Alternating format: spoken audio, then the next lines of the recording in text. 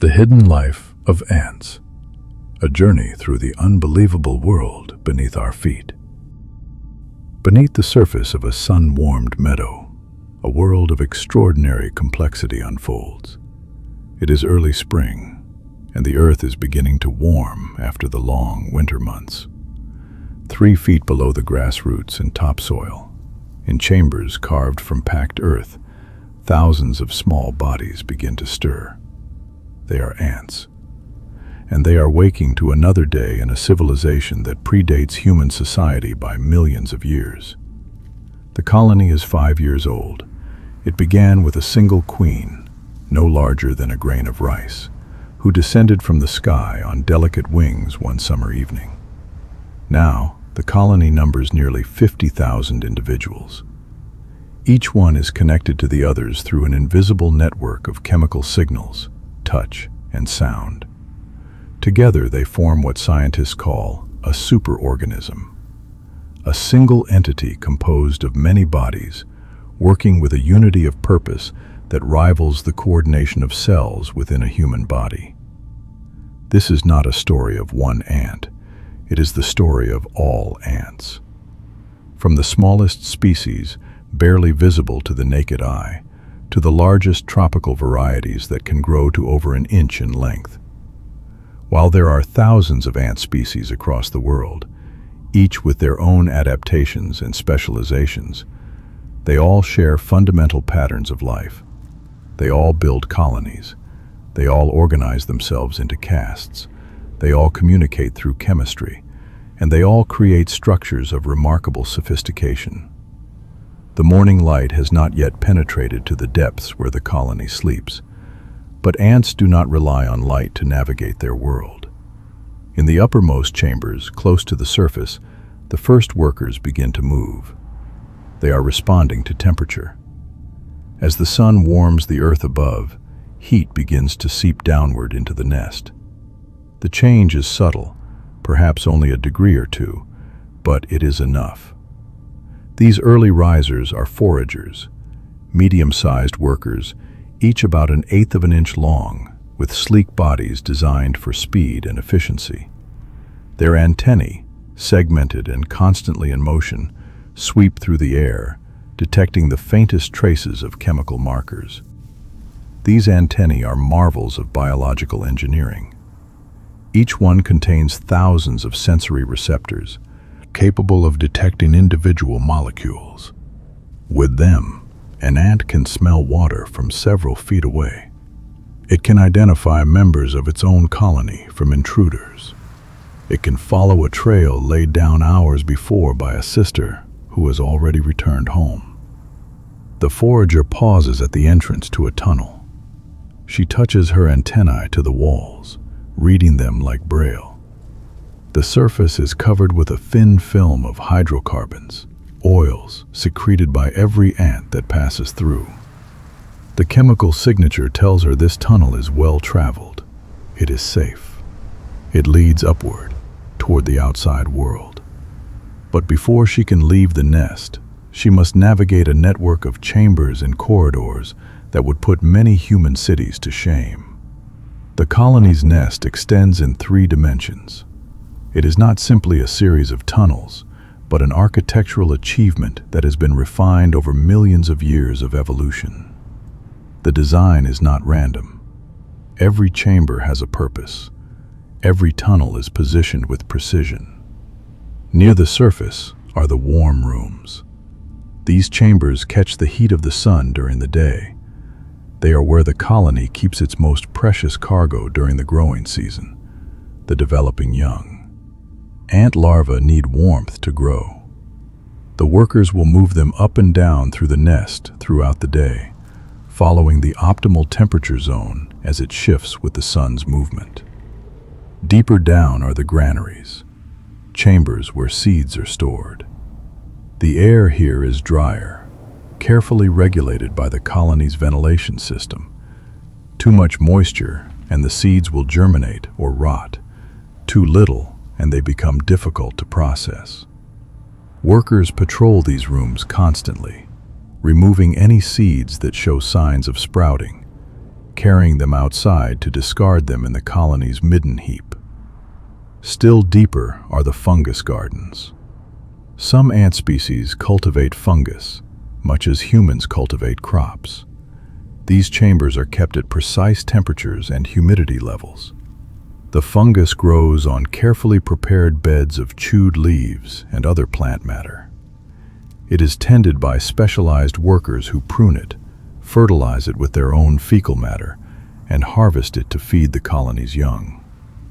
At the very heart of the nest, in the deepest, most protected chambers, lives the queen. She is the mother of every ant in the colony, every worker who forages for food, every soldier who guards the entrance, every nurse who tends the young. All of them are her daughters. The queen is rarely seen by human eyes. She almost never leaves her chambers. But her presence is felt throughout the colony through the constant circulation of chemical signals that pass from ant to ant, like messages passed down a long chain of hands. The forager worker finally reaches the nest entrance. It is a small hole in the earth, no wider than a pencil. Around it, the ground has been cleared of vegetation and debris. This bare earth serves a purpose. It allows the entrance guards to spot approaching threats more easily. It also heats up more quickly in the sun, creating a warm microclimate that draws the ants out on cool mornings. 2 soldier ants stand at the entrance. They are noticeably larger than the forager. Their heads are broad and heavily armored. Their mandibles are powerful enough to crack open seeds or to grip an invading insect with bone-crushing force. As the forager approaches, the soldiers extend their antennae. They touch the forager's head and body, reading the chemical signature embedded in her waxy cuticle. Every ant in the colony carries the same basic scent. It is a complex mixture of hydrocarbons produced by glands in their bodies and spread across their exoskeletons through grooming. This colony odor is unique. No 2 colonies smell exactly the same. It is the colony's password, its identity badge. An ant from a different colony would smell wrong. The soldiers would recognize the intruder immediately and attack without hesitation. But the forager's scent is correct. She is family. The soldiers step aside, and she emerges into the morning light. The world above ground is vast compared to the tunnels below. The forager orients herself quickly. She has made this journey hundreds of times before. She knows the landscape around the nest entrance as well as a human knows their own neighborhood. That blade of grass tilted at an angle. That small stone with a patch of lichen. That depression in the soil where water pools after rain. These are her landmarks.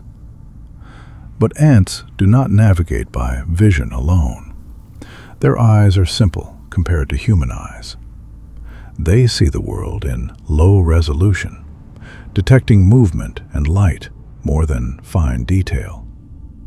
Instead, they navigate using multiple senses working in concert.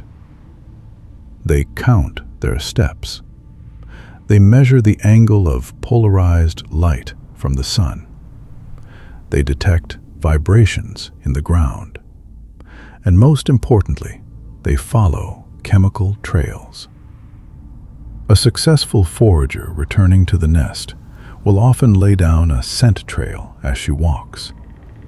She drags the tip of her abdomen along the ground, depositing tiny amounts of pheromone from a specialized gland. The chemical is volatile. It evaporates within minutes or hours, depending on the weather. But while it lasts, it serves as a highway for other foragers. They can follow it directly to the food source the first ant discovered. Our forager picks up such a trail now. She detects it with her antennae, which she sweeps back and forth across the ground like a blind person's cane. The scent is faint. The trail is several hours old, laid down in the early dawn by a night shift worker. But it is strong enough to follow. She sets off at a steady pace. An ant walking looks mechanical, almost robotic in its movements.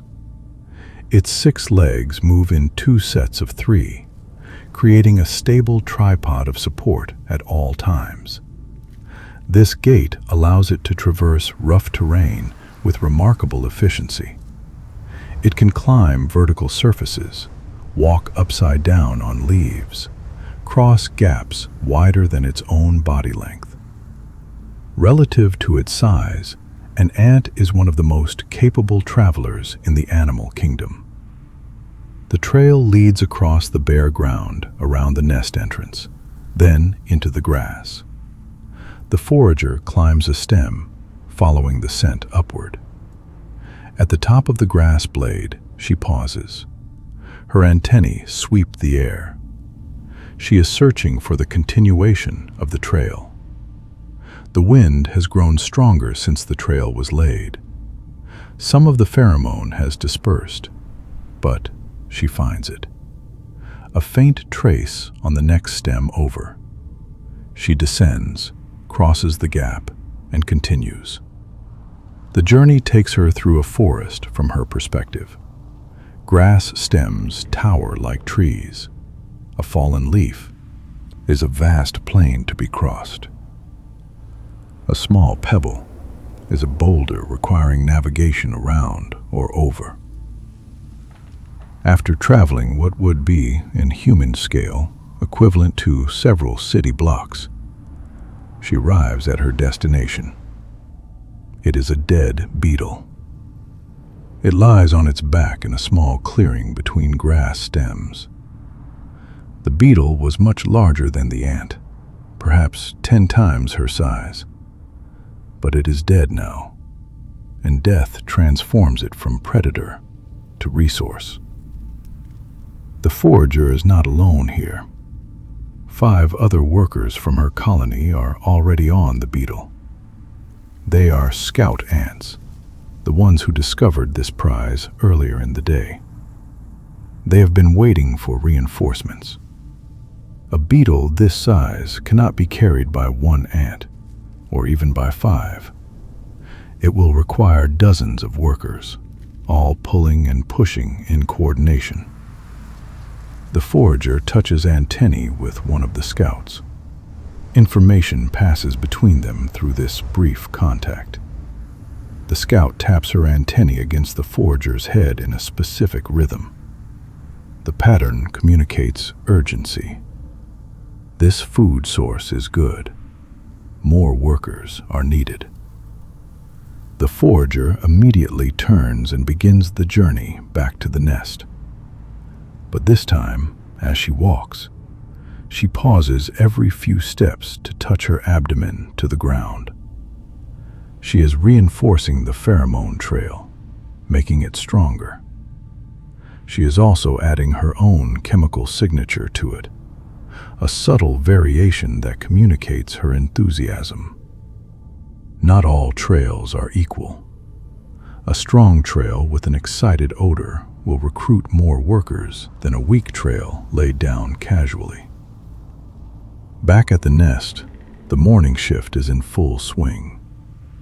Dozens of workers stream in and out of the entrance. Some carry prizes, seeds, dead insects, pieces of leaves.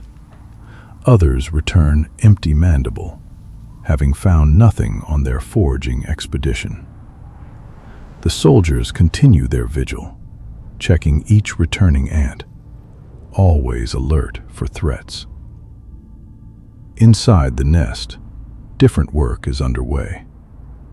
In the nursery chambers near the surface, nurse ants tend to the colony's young. Ant larvae look nothing like the adults. They are pale, grub-like creatures, legless and blind. They can do nothing for themselves. They cannot eat solid food. They cannot move to safety if threatened. They are entirely dependent on the workers who care for them. A nurse picks up a larva gently in her mandibles. The larva is in its final stage of development, plump and segmented. Soon it will pupate, spinning itself into a cocoon. But for now, it needs to be moved. The chamber where it spent the night has grown too warm as the sun rises. The nurse carries it down a tunnel to a deeper chamber where the temperature is more moderate. She is not moving just one larva. All around her, other nurses are doing the same thing. Dozens of larvae are being relocated. The nurses move with purpose, but without panic. This is routine work, performed every day. The larvae must be kept at the optimal temperature for their development. Too cold, and they develop slowly. Too hot, and they may die. The nurses are living thermostats, constantly monitoring and adjusting. In another chamber, a different group of workers is engaged in construction. The colony is growing, and more space is needed. These workers are excavating a new tunnel. They work in teams, one ant loosening soil with her mandibles, another carrying the small grain of earth away. The excavated soil is carried up through the nest and deposited outside, adding to the small mound that surrounds the entrance. The excavation is not random. The workers are following a blueprint that exists not on paper, but in the collective behavior of the colony. Each ant follows simple rules. Dig where the soil is loose. Reinforce tunnels that are unstable. Create chambers in areas of optimal temperature and humidity. No single ant understands the full plan, but the sum of their individual decisions creates a structure of remarkable sophistication. The nest's architecture is specifically adapted to the colony's needs. In species that live in temperate climates, the nest extends deeper underground, below the frost line, providing protection from winter cold. In tropical species, nests may be built above ground in trees, taking advantage of the stable temperatures and protection from flooding. Desert species create deep shafts that reach down to cooler, moister soil layers. Each design is the result of millions of years of natural selection. But all ant nests share certain features. They all have multiple entrances and exits, providing escape routes if one is blocked. They all have specialized chambers for different functions. They all have ventilation systems that regulate airflow and control temperature and humidity. And they all position the queen's chambers in the most protected location, usually deep underground or in the center of the nest. The forager who went to investigate the dead beetle has returned to the nest. She is greeted at the entrance by other workers. They touch antennae with her, detecting the strong pheromone trail she has laid. The message is clear: valuable food source, many workers needed. Within minutes, a stream of workers begins to emerge from the nest, following the reinforced trail. They move with purpose, their antennae sweeping the ground, locked onto the chemical highway. The recruitment has worked perfectly. This is the colony operating as a superorganism, sharing information instantaneously and mobilizing resources with efficiency that any human organization would envy. The recruited workers arrive at the beetle. Now there are perhaps 30 ants on the carcass.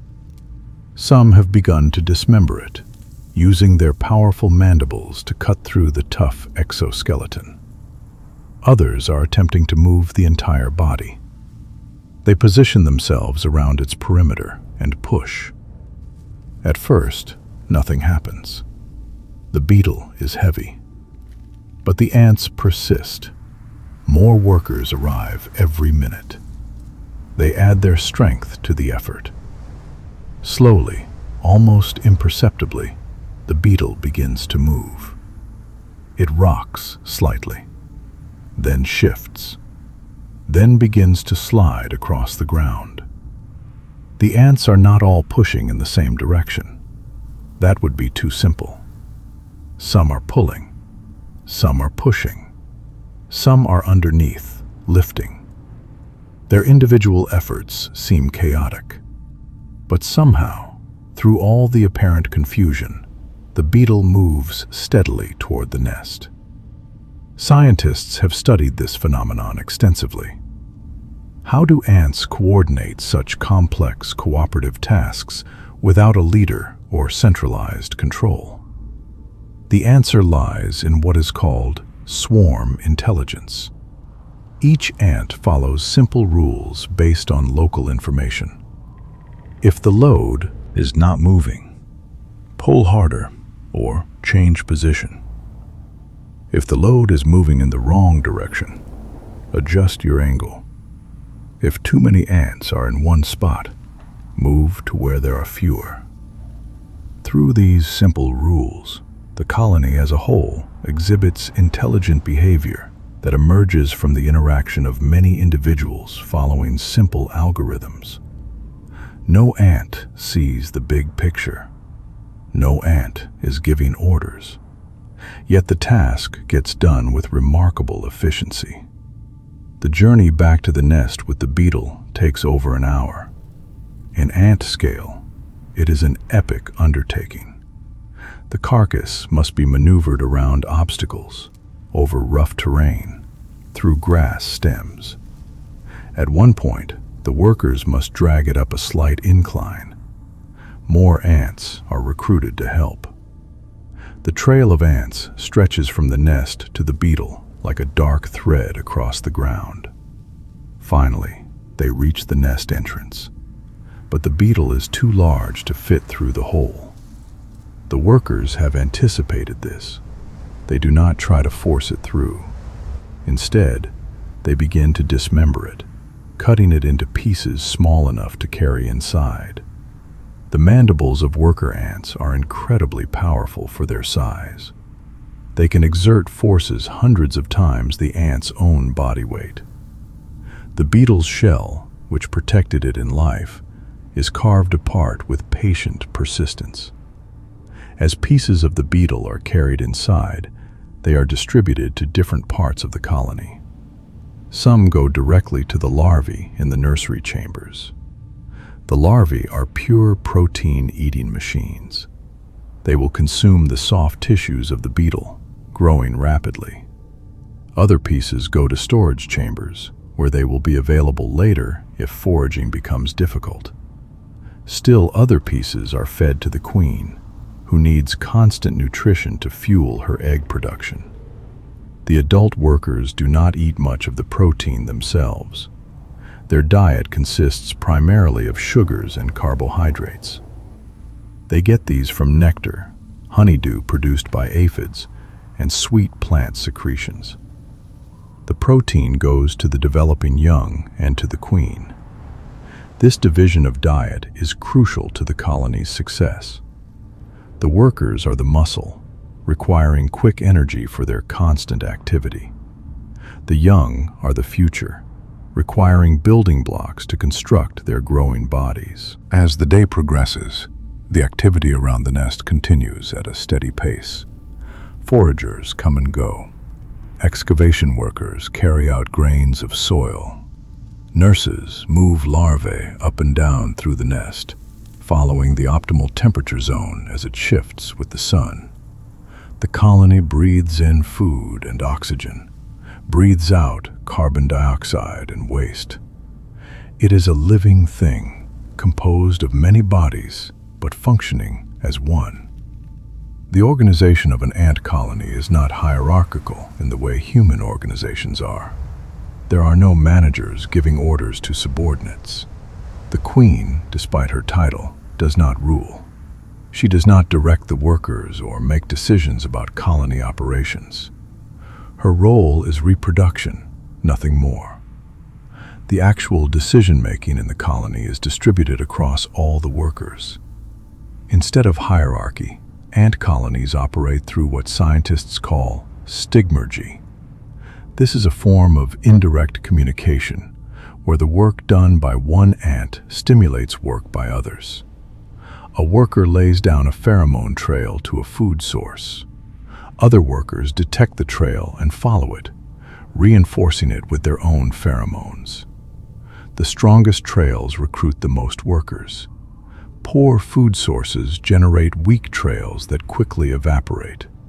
The colony naturally allocates its workforce to the most productive tasks, without anyone making conscious decisions. This system is remarkably robust. If a disaster strikes and half the colony is killed, the survivors simply continue their work. There is no collapse of command structure, no paralysis of decision-making. The colony adapts automatically. Workers switch tasks as needed. Foragers become nurses if there are not enough nurses. Young workers take on dangerous foraging duties if the older foragers are lost. This flexibility is possible because worker ants are not rigidly locked into their roles. While workers do tend to specialize based on their age and physical characteristics, they can and do change tasks throughout their lives. A young worker might start her adult life as a nurse, tending larvae in the safe interior of the nest. As she ages, she might move into nest maintenance, cleaning, and excavating. Eventually, in the final weeks of her life, she might become a forager, taking on the dangerous work of leaving the nest to search for food. This age-based division of labor makes evolutionary sense. The youngest workers, with most of their lives ahead of them, are kept safe inside the nest. The oldest workers, with less future reproduction potential, take on the most dangerous tasks. If a forager is caught by a predator, the colony has lost a worker at the end of her productive life. If a nurse dies, it's a greater loss, as she had many more working days ahead of her. But age is not the only factor determining a worker's role. Physical size matters too. In many ant species, workers come in different sizes. This polymorphism, as it is called, allows for greater division of labor. The smallest workers, called miners, are good at delicate tasks like tending larvae or tending fungus gardens. Medium workers, or medias, make up the bulk of the foraging force. The largest workers, majors, serve as soldiers or as heavy-duty excavators. In some species, this size variation is dramatic. The major workers can be 10 or 20 times the weight of the miners. They look almost like different species, yet they are sisters, born from the same queen. The difference lies in how much food they received as larvae. A larva that is fed heavily will develop into a major. One that receives less food becomes a minor. The colony controls its workforce composition by adjusting how much it feeds its developing young. As afternoon arrives, the sun is high overhead. The surface chambers of the nest have become too warm for the larvae. The nurses have moved them all to deeper levels. Some foragers take a break from their work, retreating into the cooler depths of the nest to rest. But foraging does not stop. Other workers emerge to take their place. The colony operates continuously, 24 hours a day, though activity levels rise and fall with temperature and time of day. The soldiers at the entrance maintain their vigilance. Their role is less glamorous than that of the foragers who bring home food, but it is no less important. Ant colonies face constant threats. Predators seek to raid their nests and eat their larvae. Rival colonies compete for the same foraging territories. Parasites try to infiltrate and exploit the colony's resources. The soldiers are the first and last line of defense, An intruder approaches now. It is an ant from a neighboring colony. To human eyes, it looks identical to the soldiers guarding the entrance. But to the soldiers' chemical senses, it is immediately identifiable as an enemy. Its cuticular hydrocarbons are wrong. The mixture of chemicals coating its body is subtly different from the colony signature. The soldiers react instantly. They rush toward the intruder, mandibles spread wide. The intruder tries to flee, but she is not fast enough. One soldier grabs her with powerful jaws. The other joins in. Within seconds, the intruder is overwhelmed. She is killed, and her body carried away from the nest entrance, discarded on the midden pile with other refuse. This aggression toward outsiders is absolute. Ants show no mercy to those who do not belong. Yet within the colony they show no aggression at all. Sisters never fight. They cooperate perfectly, sharing food through a process called trophallaxis, where one ant regurgitates liquid food directly into the mouth of another. This sharing of food also shares the colony odor, reinforcing the chemical bond that unites the workers. The distinction between us and them, between family and foreigner, is absolute in ant society. It is the foundation of everything. The cooperation within the colony is possible only because of the fierce defense of the colony's borders. Every worker is simultaneously saint and warrior, altruistic to her sisters, ruthless to outsiders. This makes evolutionary sense. Worker ants are sterile. They will never reproduce. They will never have offspring of their own. Yet they work tirelessly, often dying in the service of the colony. Why? Because they are helping to propagate their own genes, not through their own reproduction, but through that of the queen. The queen is their mother. More importantly, she is the only path by which their genetic lineage can continue. Every egg the queen lays carries half of her genes. Those genes are the same ones the workers carry. By helping the queen produce more offspring, the workers are, in a sense, reproducing themselves.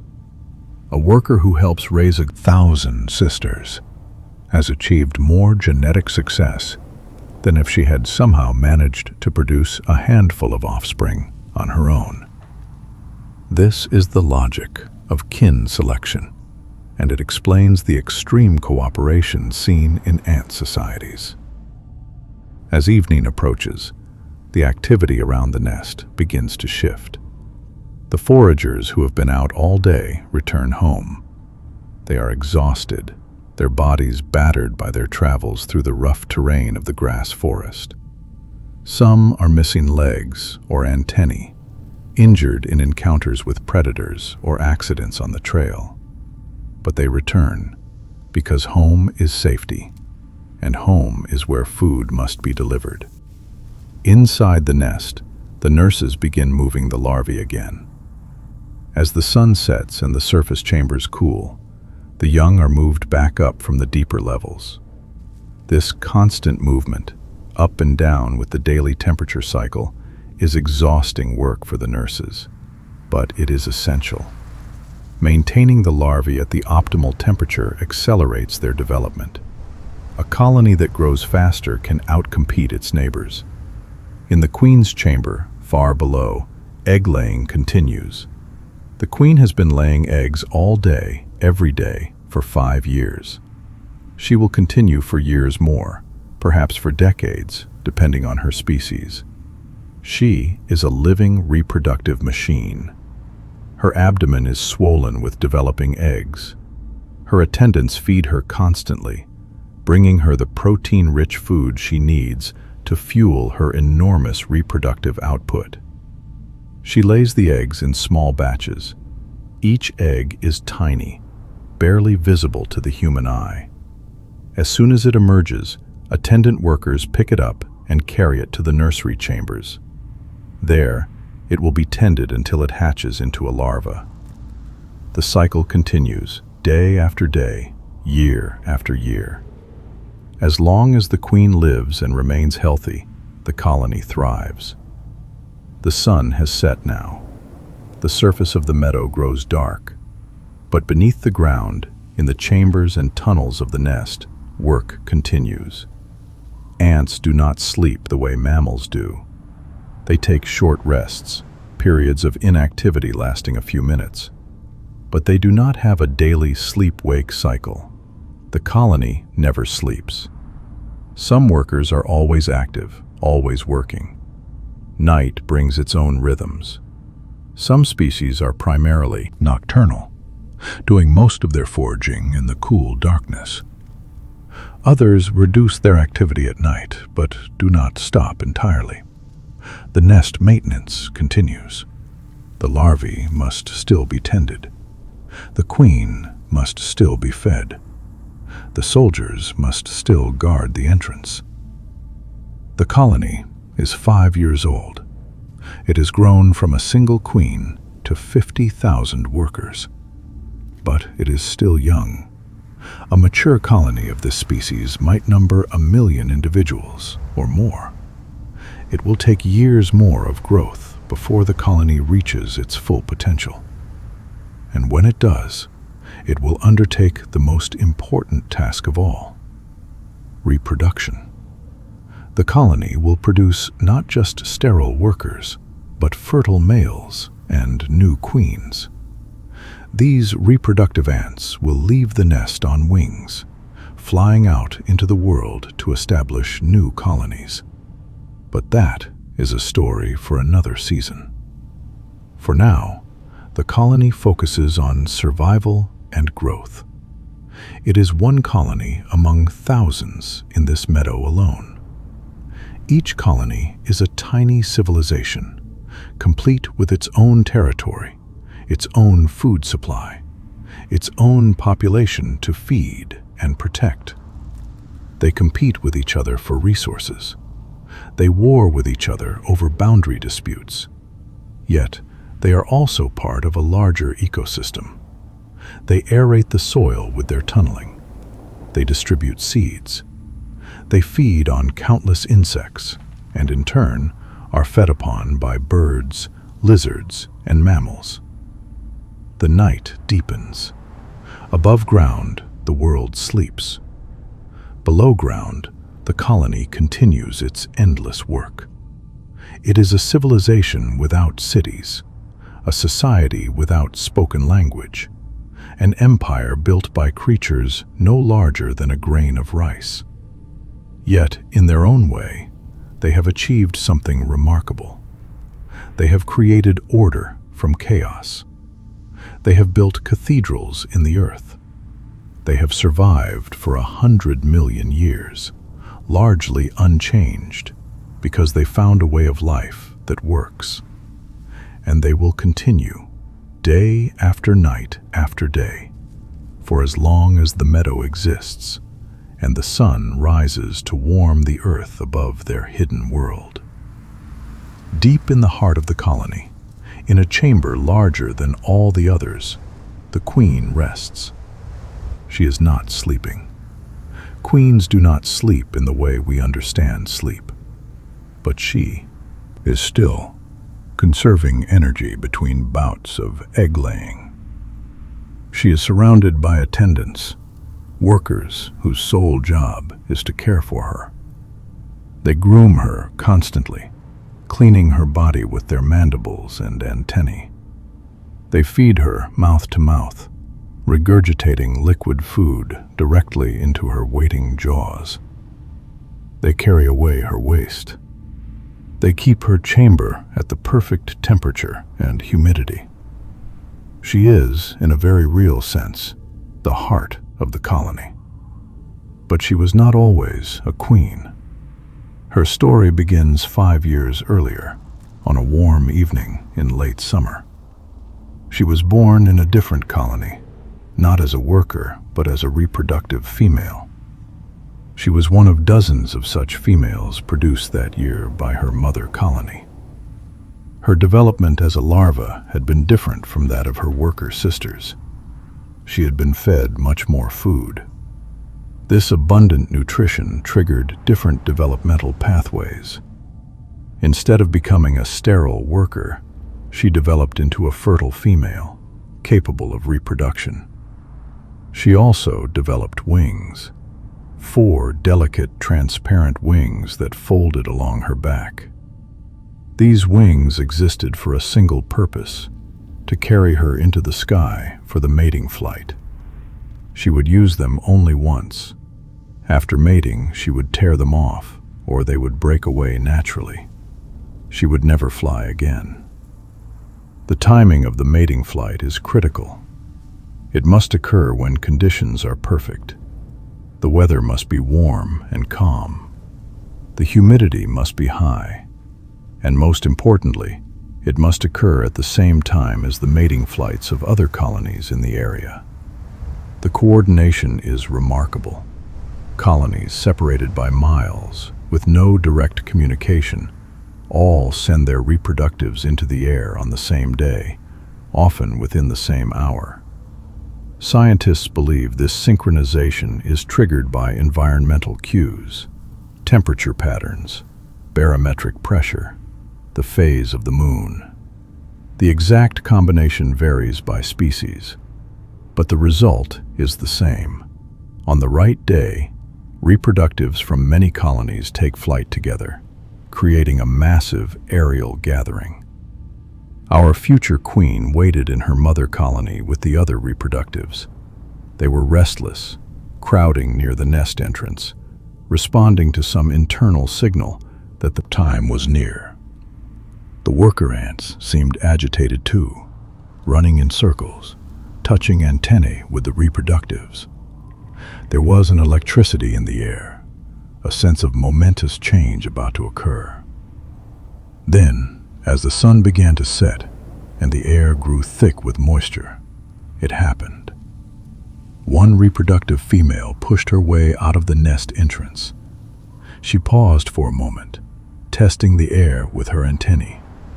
Then she spread her wings and took flight.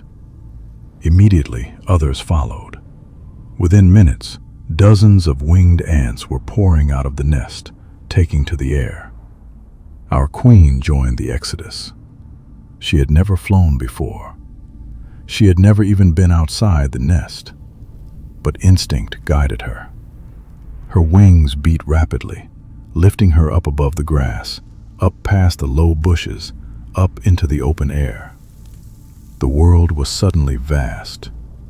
The colony where she had spent her entire larval and pupal development was now just a small hole in the ground far below. She was not alone in the sky. The air was full of flying ants, thousands of them. They came from colonies across the meadow and beyond. There were reproductive females like herself, and there were males, smaller and more numerous. The males had been waiting for this moment their entire lives. They had no other purpose. They could not work. They could not fight. They could only mate. And after mating, they would die. The mating flight was chaotic. Males pursued females through the air. Some females were caught by multiple males, creating tangled knots of bodies that tumbled through the sky. The air smelled of pheromones, chemical signals released by the females to attract mates. Each female carried within her body the chemical key that would cause males to pursue her with single-minded intensity. A male caught up with our queen. He grasped her in midair, his smaller body clasping hers. They mated while still flying, bodies locked together. The male transferred his sperm, stored in a packet called a spermatophore. The sperm entered a special organ in the queen's body, the spermatheca. This organ would store the sperm alive for the rest of her life. She might live for 20 years more. The sperm from this single mating would fertilize millions of eggs during that time. But one mating was not enough. After the first male released her, Another caught her. Then another. She mated with multiple males during the flight. This polyandry, as it is called, serves an important purpose. Each male contributes genetic diversity to her future offspring. The workers in her colony, though all sisters, would be half-sisters, sharing a mother, but having different fathers. This genetic diversity makes the colony more resilient to disease and environmental challenges. Finally, her spermatheca was full. She had gathered enough sperm to last a lifetime. She stopped responding to the male's pursuit. Instead, she turned her attention to the ground far below. It was time to find a place to start her colony. She descended from the sky, leaving behind the aerial swarm. Other females were descending too, scattered across the landscape. Many would not survive the night. Birds feasted on the flying ants, snapping them out of the air by the dozens. Spiders caught them in webs. Lizards grabbed them from branches.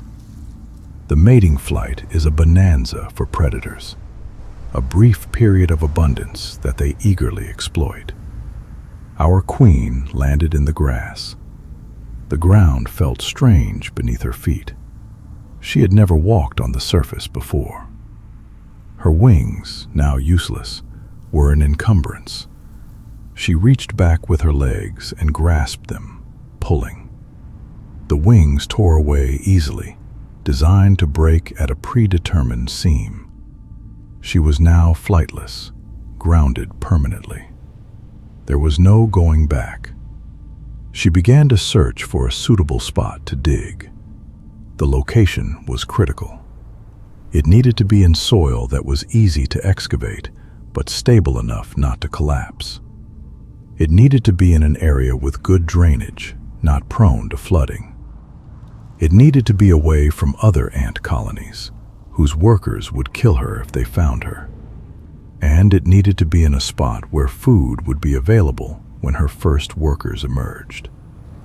She walked through the grass for hours, testing the soil with her antennae, digging experimental shafts that she would abandon if they didn't feel right.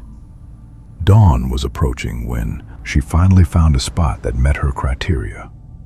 She began to dig in earnest. Using her mandibles and legs, she excavated a small hole. The soil was soft enough to work, but dense enough to hold its shape. She carried each grain of dirt to the surface, working tirelessly despite her exhaustion. After several hours of work, she had created a small chamber, just large enough for her body and a bit more. She backed into it and turned around, positioning herself to block the entrance from the inside. Then she began to seal herself in, pushing soil into the entrance tunnel, packing it tight with her head. She left no gap, no way in or out. She was entombing herself alive. This is one of the most remarkable moments in the life of an ant queen. She had sealed herself into a tiny chamber underground. She had no food. She would not eat for weeks or even months. She would not leave the chamber. She would survive entirely on her own body's resources. The wing muscles she no longer needed, broken down and metabolized to provide energy. Her body fat accumulated during her time as a pampered reproductive in her mother colony.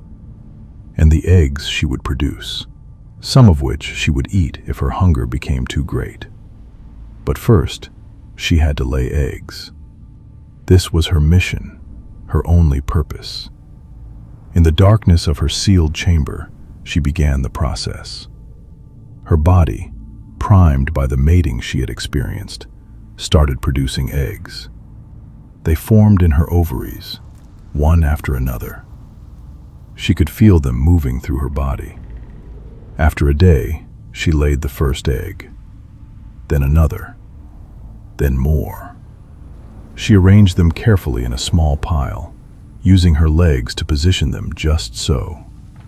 The eggs were her future. If they survived, if they developed into healthy workers, her colony would live. If they failed, she would die alone in this underground tomb. Everything depended on these first eggs. She groomed them constantly, cleaning them with her mouthparts, keeping them free of fungus and bacteria. They were all she had. Days passed in darkness. The queen's body grew thinner. She was burning through her reserves. The eggs developed slowly. After about 2 weeks, began to hatch. Tiny larvae emerged, each no larger than a grain of sand. They were helpless, blind, unable to move. They needed food. The queen produced a special secretion from glands in her mouth. It was nutritious, but not enough to fully support the larvae.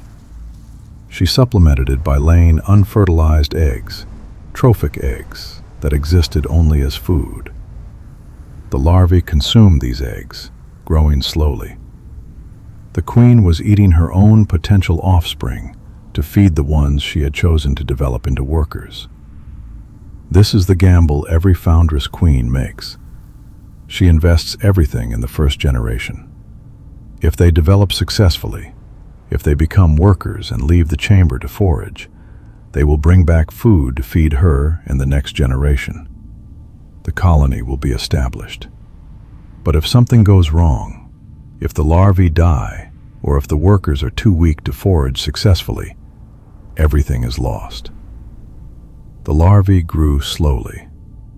Because the queen could provide only minimal food, they developed into very small workers, much smaller than the workers her colony would produce later, once food was abundant.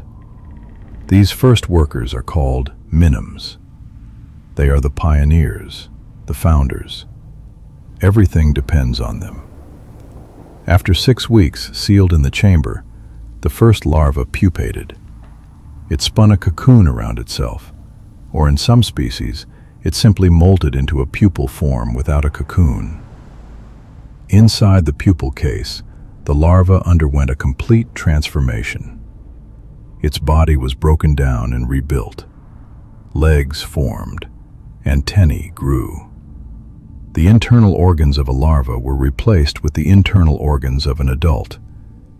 It was metamorphosis, as dramatic as a caterpillar becoming a butterfly. After 2 more weeks, the first worker emerged from her pupal case. She was pale and soft at first. Her exoskeleton needed time to harden. The queen groomed her, helping to remove the last bits of pupal skin. Within a day, the worker had darkened to her adult coloration, and her body had hardened, so was ready to work. But there was a problem. The chamber was still sealed. The worker could not leave. She began to dig, excavating the plug of soil that sealed the entrance. The queen did not help. She was too weak, too depleted by her months of fasting. She lay in the chamber, conserving what little energy she had left, while the tiny worker dug. It took the worker 2 days to clear the entrance. Finally, she broke through. Light and fresh air flooded into the chamber for the first time in 10 weeks. The worker squeezed through the opening and emerged onto the surface. She was small, barely 1/10 of an inch long, but she was mighty in determination. She had a mission: find food and bring it back to her starving mother. The first foraging trip was perilous. The worker had never been outside before. She had to learn to navigate, to identify food sources, to avoid predators. She searched near the nest entrance, not daring to go far. She found a dead insect, a small fly that had died overnight. It was enormous compared to her tiny body. She could not carry it. Instead, she bit off a small piece and carried that back to the nest. In the chamber below, the queen waited. When the worker returned and offered the food, the queen seized it eagerly. It was the first food she had eaten in months. The protein and fat from the insect flesh began to restore her strength. She could continue laying eggs. The colony would survive. Over the following days, more workers emerged. The queen had laid 12 eggs in that first batch, and most of them had successfully developed into workers. These tiny pioneers worked tirelessly. They foraged. They excavated new chambers. They cared for the eggs and larvae of the second generation. And they fed the queen, bringing her food so she could produce more eggs. With food coming in, the queen could feed the next generation of larvae more generously. They grew larger. They developed into bigger workers. These larger workers could forage more efficiently, bringing back bigger loads of food. This created a positive feedback loop. More food meant larger workers, meant more food, meant even larger workers. The colony began to grow exponentially. By the end of the first summer, the colony had about 50 workers. By the end of the second summer, it had 500. By the third summer, 5,000. Now, in its 5th year, it has 50,000. The growth is not linear. It accelerates as the colony's workforce increases. A mature colony of this species might have 1 million workers. It will take several more years to reach that size. But the queen has time. She might live for 20 years or more. Throughout all this growth, the queen has remained in her chambers, deep in the nest. She has never left since the day she founded the colony. She has never foraged for food. She has never seen the sun. Her world is the darkness of the underground chambers. Her existence is devoted entirely to reproduction. She lays eggs. That is all she does. She lays eggs day after day, week after week, year after year. Her capacity for egg production is staggering. At peak production, she might lay 1,000 eggs in a single day. Over her lifetime, she might produce millions of offspring. To fuel this reproductive output, she must be fed constantly. The workers bring her food around the clock. They feed her protein-rich insect parts.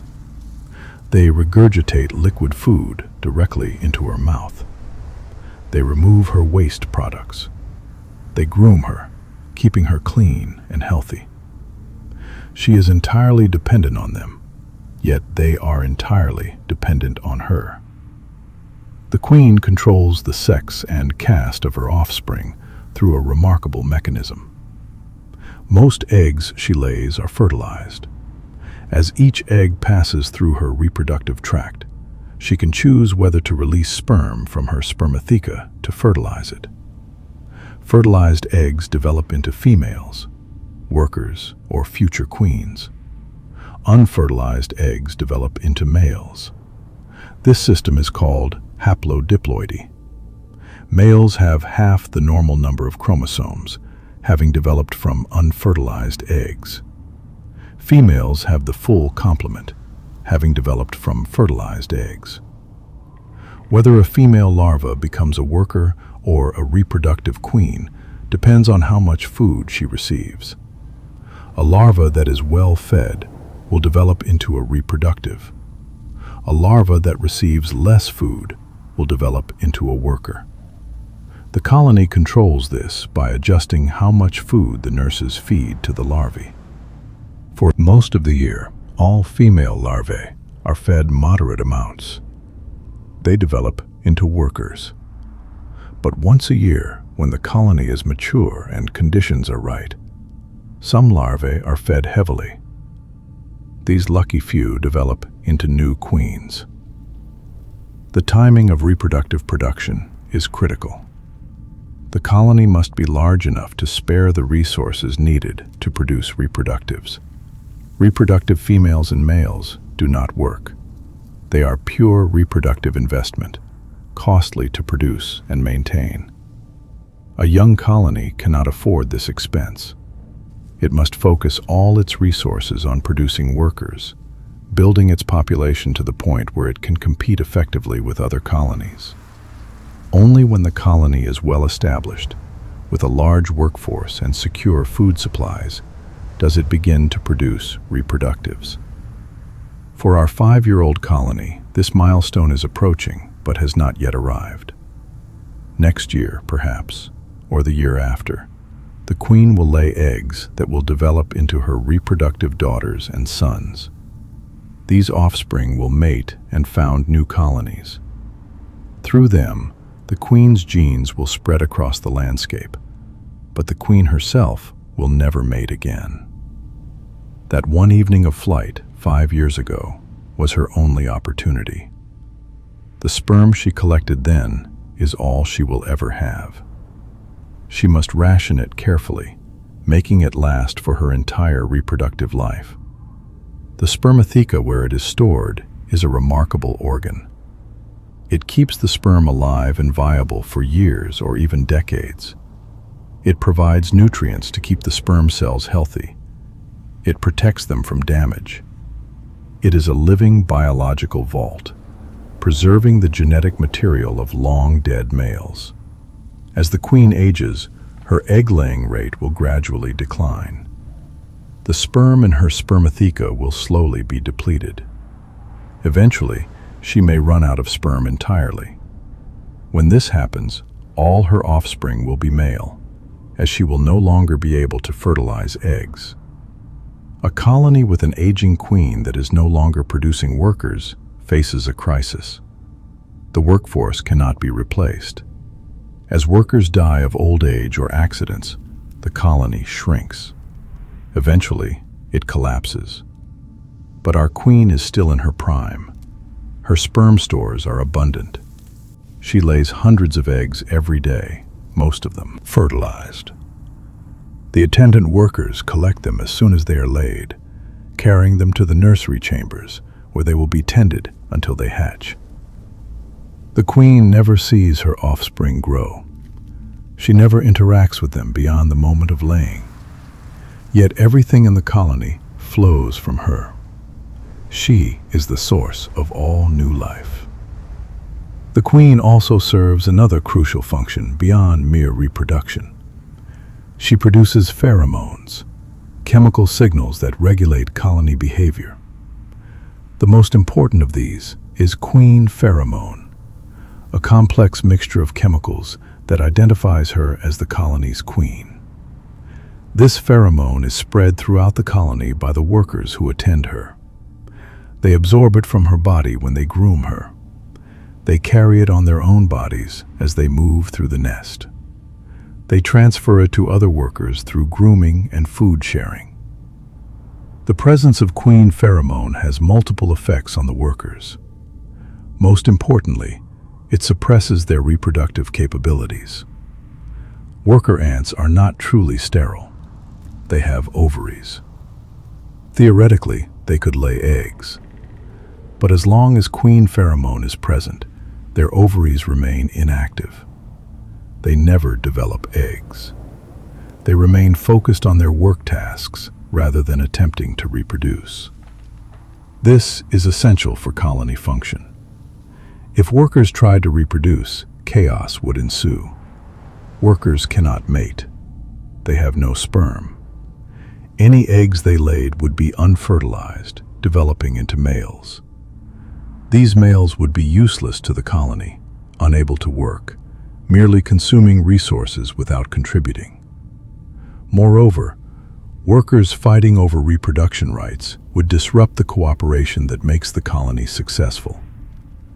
Queen pheromone prevents all of this, maintaining peace and productivity. But what happens if the queen dies? The loss of the queen is a catastrophe for the colony. Without her, no new workers can be produced. The colony is doomed to die as its existing workers age and perish. But the end is not immediate, and in some species, there is a possibility of partial recovery. When the queen dies, her pheromone production stops. Within hours or days, the levels of queen pheromone in the colony begin to decline. The workers detect this change. They become agitated, searching frantically through the nest. Some species of ants can respond to queen loss by adopting a new queen from outside if they can find one. Others simply accept their fate and continue working until the colony dies out. But in some species, the workers themselves can step up. As queen pheromone fades, the reproductive suppression on the workers is lifted. Some workers' ovaries begin to develop. These workers start laying eggs. Because they have not mated, all their eggs are unfertilized and develop into males. The colony becomes male-producing, a ghost of its former self. But at least some reproductive output is maintained. The colony's genes, carried by these males, have one last chance to spread to new colonies through mating. Our queen is healthy and vigorous. She shows no signs of failing. She will likely live for many more years. The colony depends on her utterly. Yet she also depends on the colony. She cannot survive without the workers who feed her and protect her. She cannot reproduce without the workers who care for her offspring. She is both tyrant and prisoner, the most important individual in the colony, yet also the most helpless. In some ant species, colonies have multiple queens. These polygynous species form supercolonies that can stretch for miles. Multiple queens cooperate in egg production.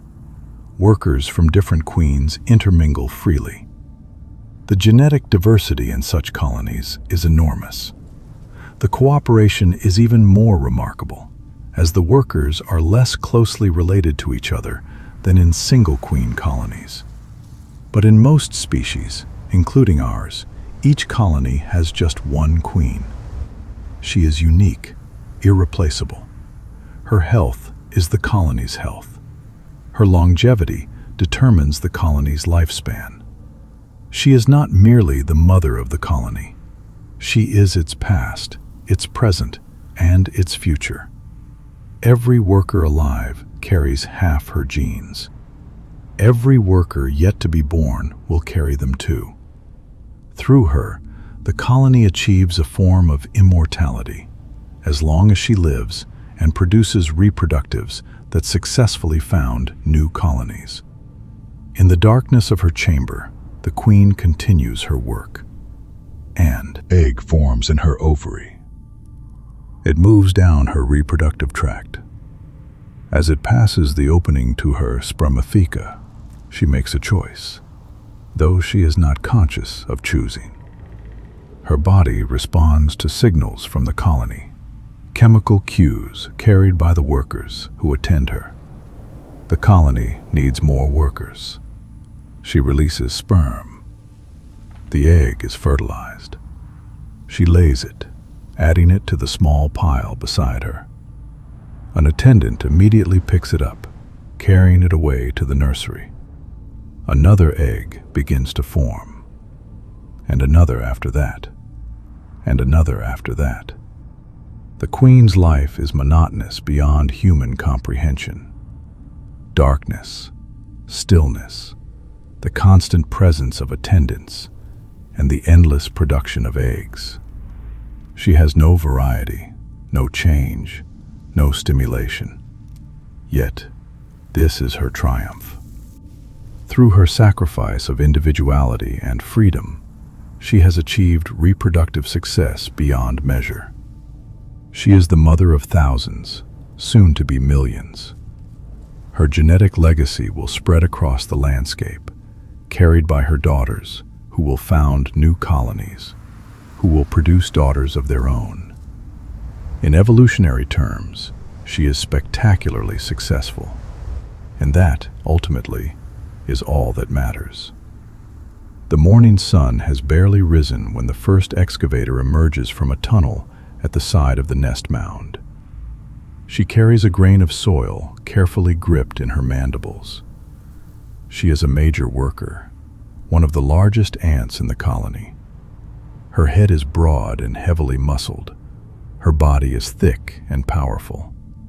She walks with deliberate steps to the edge of the mound and deposits the soil grain, adding to the pile that surrounds the nest entrance.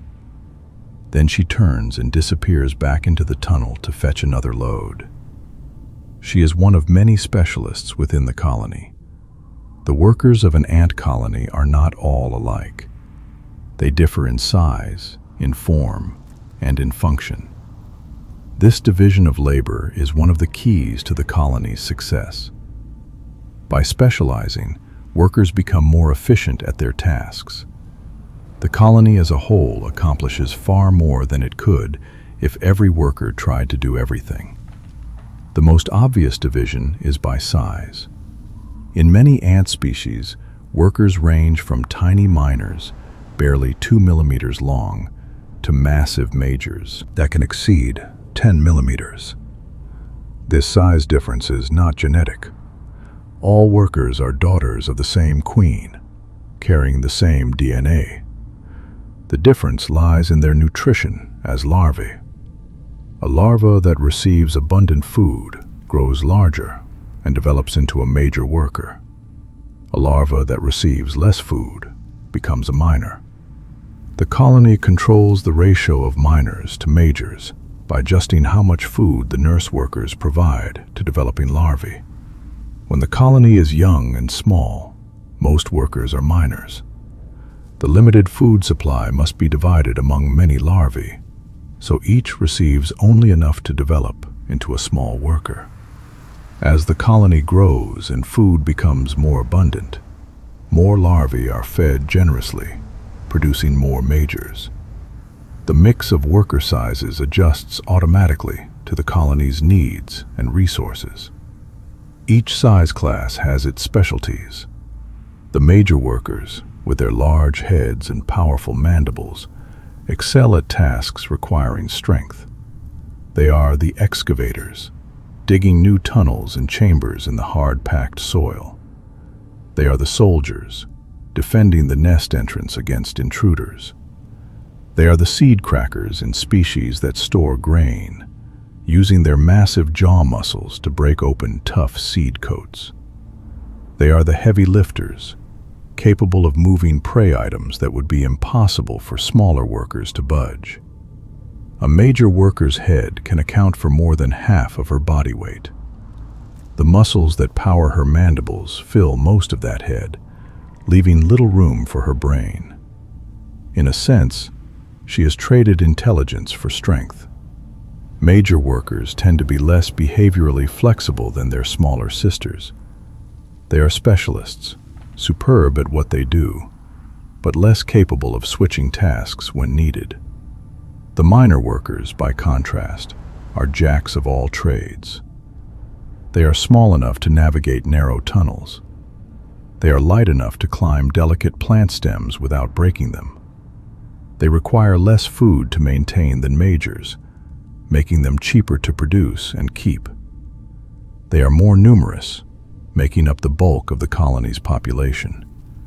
And they are more behaviorally flexible, able to switch between different tasks as the colony's needs change. Minor workers serve as nurses, tending the eggs, larvae, and pupae in the nursery chambers. This is delicate work, requiring gentle handling and constant attention. The minors are perfectly suited for it. They lick the eggs clean, preventing fungal growth. They feed the larvae, regurgitating liquid food or bringing them small pieces of solid food. They move the developing young up and down through the nest, following the optimal temperature zone. They assist pupae in emerging from their cocoons, gently pulling away the silk to free the new adult. Between the largest majors and smallest minors are the media workers, intermediate in size and in function. They are the most versatile workers, capable of performing almost any task. They forage for food. They tend the fungus gardens in species that cultivate fungus. They perform nest maintenance. They serve as reserves, able to step into whatever role needs filling at any given moment. But size is not the only factor determining a worker's role. Age matters greatly. A worker ant goes through distinct behavioral phases as she ages. This age-based division of labor, called temporal polytheism, ensures that workers take on more dangerous tasks as they near the end of their lives. When a worker first emerges from her pupal case, she is pale and soft. Her exoskeleton needs time to harden and darken. During this callow phase, she remains inside the nest, usually in the deepest, safest chambers. She does little work, merely moving about and becoming familiar with the nest's layout. She grooms herself and is groomed by other workers, helping to develop the colony odor on her cuticle. After a few days, once her body has fully hardened, she begins her first work phase. She becomes a nurse, tending the brood. This phase typically lasts 2 to 3 weeks. Nursing is safe work, performed deep in the nest where predators cannot reach. It is also crucial work. The colony's future depends on successfully raising the developing young. By assigning young workers to nursing, the colony protects both its future workforce and its current younger workers. A nurse worker's day is structured around the needs of the brood. She begins by inspecting the larvae in her chamber. She touches each one with her antennae, assessing its condition. Hungry larvae produce pheromones that signal their need for food.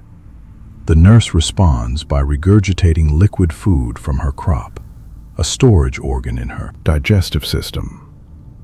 She places a droplet of food near the larva's mouth. The larva feeds eagerly, growing visibly larger over the course of days. Larger larvae need solid food. The nurse collects pieces of insect meat from the colony's food stores. She carries them to the larva, positioning the food so the larva can feed. The larvae have powerful mandibles despite their otherwise helpless condition. They chew the meat, consuming it steadily. The nurse stands by, monitoring the feeding, ready to remove any pieces that begin to spoil. Temperature regulation is another critical nursing task. The nurse picks up a larva gently in her mandibles. She carries it to a different chamber, one that is slightly warmer. All around her, other nurses are doing the same, relocating larvae in response to the changing temperature profile of the nest as the sun moves across the sky. This constant movement ensures that the larvae develop at the optimal rate. Faster development means the colony grows more quickly, giving it an advantage over competing colonies. The nurse also tends the eggs. These are even more delicate than larvae. They require constant grooming to prevent fungal infection. The nurse licks each egg, coating it with antimicrobial secretions from her mouth. She groups the eggs together in neat piles. If she notices an egg that is not developing properly, she removes it from the pile and eats it. This culling prevents resources from being wasted on offspring that will not survive. After her nursing phase, the worker transitions to the next stage of her life. She becomes a nest worker, performing maintenance tasks within the colony. She excavates new tunnels and chambers. She repairs damaged walls. She removes dead ants and other debris, carrying them to the colony's midden heap. She processes food brought in by foragers, breaking large items into smaller pieces for storage or distribution. Excavation is heavy work. the worker positions herself at the end of a tunnel being expanded. She uses her mandibles to loosen grains of soil from the packed earth. Each grain must be carefully worked free, then picked up and carried to the surface. The excavation of a single new chamber might require the removal of thousands of soil grains. Dozens of workers labor together, forming a chain from the excavation site to the surface. Workers at the front loosen soil. Workers in the middle carry it back through the tunnels. Workers at the end deposit it on the mound. Nest maintenance never ends. Tunnels collapse. Walls erode. Rain seeps in, causing flooding. The nest workers respond to these problems constantly. They shore up unstable tunnels with carefully placed soil grains. They rebuild collapsed sections. They dig drainage channels to redirect water away from critical chambers. Their work is invisible to those above ground, but without it, the colony could not survive. The worker also serves as a living storage tank. When food is abundant, foragers bring in more than the colony can immediately consume. The excess is stored in the crops of nest workers. These workers become swollen with stored liquid food, their abdomens distended. They hang from the chamber ceilings, living larders. When food becomes scarce, they regurgitate their stores to feed hungry sisters. In some species, this storage function is so pronounced that specialized workers, called repletes, do nothing but serve as food storage vessels. After several weeks as a nest worker, the ant enters her final life phase. She becomes a forager. This is the most dangerous work in the colony. Foragers leave the nest and venture into the outside world, where they face predators, harsh weather, and hostile ants from rival colonies. Many foragers never return home. They are caught by spiders, snapped up by birds, or killed in battles with enemy ants. But by the time a worker becomes a forager, she is already near the end of her natural lifespan. Worker ants typically live only a few months. Some species workers live just weeks. Others might survive a year or more, but all are short-lived compared to the queen. By assigning the oldest workers to the most dangerous tasks, the colony minimizes the loss of future productive work when a forager dies. The transition to foraging is triggered by multiple factors. Age is the primary one. As a worker grows older, her behavior changes. She becomes more attracted to light and to the open spaces near the nest entrance. She becomes more responsive to the pheromones that mark foraging trails. Chemical changes in her brain alter her behavior, pushing her toward foraging activities. But the colony's needs also play a role. If many foragers are lost to predators or accidents, younger workers will transition to foraging earlier than they normally would. The colony adjusts its workforce allocation based on current demands. This flexibility allows it to respond to changing conditions. A well-fed colony with low mortality can keep workers in safe nursing and nest maintenance roles longer. A colony under stress, losing many foragers, accelerates the transition of workers into the foraging caste. A new forager makes her first trip outside with trepidation. The world above ground is vast and disorienting compared to the familiar tunnels of the nest. She stays close to the entrance at first, venturing only a few inches away. She learns the immediate landscape, memorizing landmarks that will guide her return. That pebble, that grass stem, that patch of bare soil, each becomes a signpost in her mental map. On her second trip, she goes a bit farther. She follows a pheromone trail laid by a more experienced forager. The trail leads to a food source, perhaps a dead insect or a patch of nectar-producing flowers. She feeds, filling her crop with liquid food or biting off a piece of solid food to carry home. On the return journey, she lays down her own pheromone trail, reinforcing the one she followed. The trail grows stronger, recruiting more foragers to the productive food source. With experience, the forager becomes bolder.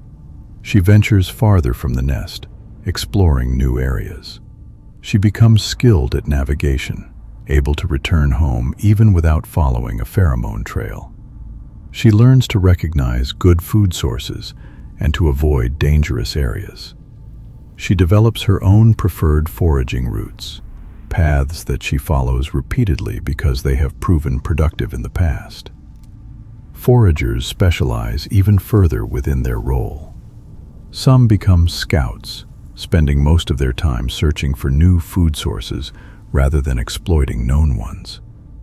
When a scout finds something valuable, she returns to the nest and recruits other foragers through pheromone trails and excited behavior. Other foragers become trail followers, preferring to follow established trails to known food sources rather than exploring new territory. Still others become load carriers, specializing in moving large or heavy items that require multiple ants working together. The division between scouts and trail followers makes sense from the colony's perspective. Scouting is risky and often unrewarding. A scout might search for hours without finding anything. But when she does find a good food source, the discovery benefits many ants. Trail following is safer and more reliable.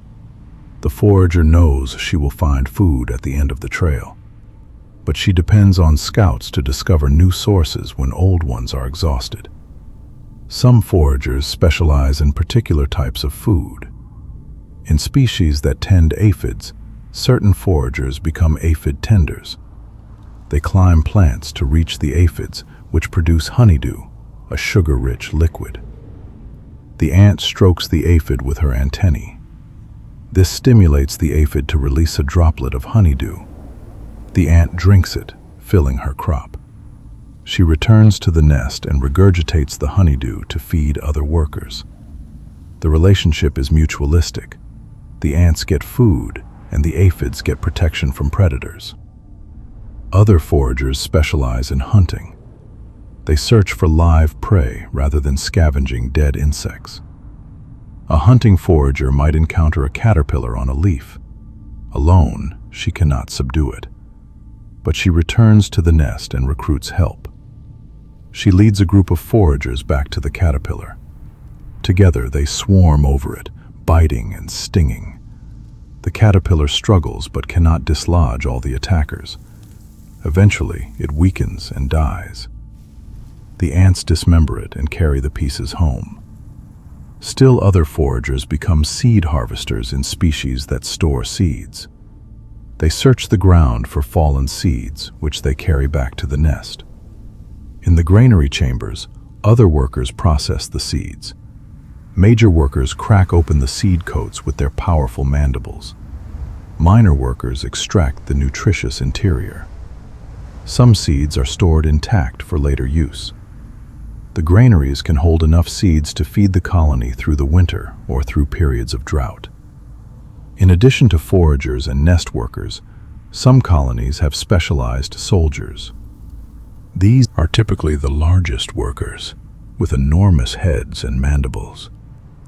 They are too large and clumsy to perform most work tasks efficiently, but in combat, they are devastating. A major soldier can cut another ant in half with her mandibles. She can bite through tough seed coats or crack open the shells of small beetles. Her primary role is defense. Soldiers spend much of their time near the nest entrance. They patrol the perimeter. They inspect returning foragers, checking their colony odor.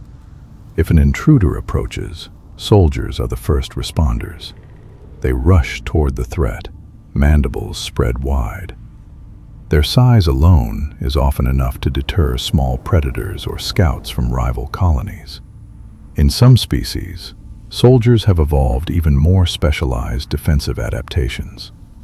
Certain tropical ants have soldiers whose heads are shaped like shields. These soldiers plug nest entrance holes with their heads, turning themselves into living doors. Other ants have soldiers with chemical defenses, able to spray acid or toxic secretions at attackers. Still others have soldiers with explosive glands that rupture when the ant is threatened, spraying sticky toxins that entangle enemies. Despite their specializations, workers retain some flexibility. A forager who loses her way and finds herself in the nursery chambers will help tend larvae until she can return to foraging. A nurse who encounters a food item while on a rare trip near the nest entrance will pick it up and carry it to the food storage chambers. A soldier who sees a larva in distress will help move it to safety. The specialization is strong but not absolute. Workers can and do switch tasks when the situation demands it. This flexibility is essential during crises. If the nest is flooded, all workers drop their normal tasks and focus on rescuing the brood. Nurses, nest workers, foragers, and soldiers all participate. They rush into the flooded chambers, grabbing larvae and eggs, carrying them to higher ground. The normal division of labor is abandoned. Only after the crisis is resolved do workers return to their typical roles. The same flexibility appears during colony founding.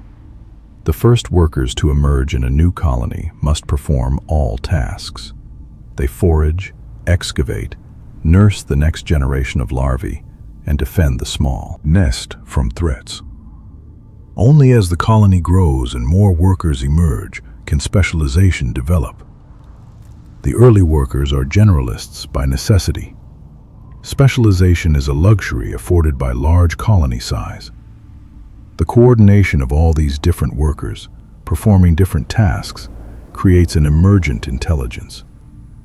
No worker understands the colony's overall plan. No worker makes decisions for others. Yet the colony as a whole behaves intelligently. It allocates workers to tasks based on need. It responds to changing environmental conditions. It competes successfully with rival colonies. It grows, maintains itself, and eventually reproduces. This collective intelligence emerges from simple rules followed by individual workers. A worker responds to local stimuli. She detects a hungry larva and feeds it. She encounters a pheromone trail and follows it. She sees debris in a tunnel and removes it. She smells an intruder and attacks it. Each decision is simple, based on immediately available information. But millions of these simple decisions, made by thousands of workers, create complex, adaptive colony behavior. The workers are the body of the superorganism. The queen is its reproductive system. But the workers are everything else. They are the muscles that move it. They are the digestive system that processes food. They are the immune system that defends against threats. They are the sensory organs that detect and respond to the environment. Together, they create something greater than the sum of their parts. A living, growing, adapting entity that has flourished on Earth for over 100 million years. In a chamber deep within the nest, an egg sits among dozens of others. It is oval, white, and tiny, barely larger than a grain of fine sand. To the human eye, it would appear unremarkable, nearly invisible. But within its thin shell, profound changes are already underway. This egg is 3 days old. In a few more days it will hatch, beginning a transformation as dramatic as any in the natural world. The egg was laid by the queen 5 days ago. As it passed through her reproductive tract, she made a critical decision, though she was not consciously aware of doing so. She released sperm from her spermatheca, allowing the egg to be fertilized. This single choice determined the sex of the developing individual. Fertilized eggs become females. Unfertilized eggs become males. This egg is fertilized. The individual developing inside is female, destined to become either a worker or, if circumstances align, a future queen. The egg emerged from the queen's body and was immediately collected by an attendant worker. She carried it gently in her mandibles to the nursery chamber where it now rests. Since then, it has been tended constantly. Nurses lick it several times each hour, coating it with antimicrobial secretions. This grooming prevents fungal growth. In the warm, humid environment of the nest, fungi grow readily. An untended egg would be overtaken by mold within a day. But the nurse's constant attention keeps it clean and healthy. Inside the egg, cells are dividing. The single fertilized cell has already become thousands. They are organizing themselves into the basic body plan of an insect. A head region forms. Segments that will become the thorax and abdomen begin to differentiate. The process is guided by genes that have been passed down through countless generations. Instructions written in DNA that tell each cell what to become. On the 8th day after being laid, the egg begins to hatch. The embryo inside has grown large enough to fill the entire egg. It produces enzymes that weaken the eggshell from within. A crack appears. The embryo pushes against the shell, and a small piece breaks away. Slowly, the embryo wriggles free. It emerges into the nursery chamber as a larva, entering the second stage of its life. The newly hatched larva looks nothing like an adult ant. It is a pale, soft-bodied grub. It has no legs, no antennae, no compound eyes. It cannot walk or even move much beyond a gentle writhing. It is essentially a living digestive system, an eating machine designed for one purpose: growth. Everything else about it exists in service of that goal. The larva is completely dependent on the workers. It cannot feed itself. It cannot escape danger. It cannot regulate its own temperature. If left alone, it would die within hours. But it is not alone. A nurse worker has already noticed its emergence. She approaches and touches the larva with her antennae, assessing its condition. The larva is hungry. It has been growing inside the egg, consuming the yolk, and now that food source is exhausted. The nurse regurgitates a droplet of liquid food. The larva's mouth, a small opening on its head, immediately begins to feed. The liquid is a complex mixture: partially digested insect proteins, sugars from nectar or honeydew, and secretions from the nurse's own salivary glands. This nutritional cocktail contains everything the larva needs to grow. It feeds eagerly, its tiny body swelling slightly as its crop fills. The larva will spend the next several weeks doing almost nothing but eating and growing. It is in its first instar, the first of several developmental stages. As an insect with an exoskeleton, the larva cannot grow continuously. Its outer covering is rigid, limiting its size. To grow larger, it must molt, shedding its old exoskeleton and growing a new, larger one underneath. After about 3 days of feeding, the larva molts for the first time. The old cuticle splits along its back.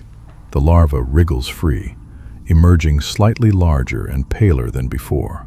Within hours, the new cuticle hardens. The larva has entered its second instar. It resumes feeding, eating even more voraciously than before. Its body grows quickly now, ballooning with each meal. The nurses adjust their care based on the larva's developmental stage. Young larvae receive only liquid food. Their mandibles are small and weak, unable to chew solid food. But as the larva grows and molts into later instars, the nurses begin offering solid food. They bring small pieces of insect meat. The larva grips the food with its now stronger mandibles and chews, tearing off tiny pieces and swallowing them. The amount of food the larva receives is critical. It determines not just how fast the larva grows, but what it will become. Our larva is receiving moderate amounts of food. She is being fed well enough to grow steadily, but not excessively. This moderate nutrition regime is triggering developmental pathways that will cause her to become a worker. Specifically, she will become a medium-sized worker, neither the smallest minor nor the largest major. If the nurses were feeding her much more food, if she were gorging at every meal and growing fat and large, different genes would be activated. She would develop along a different pathway. She might become a major worker with a large head and powerful mandibles.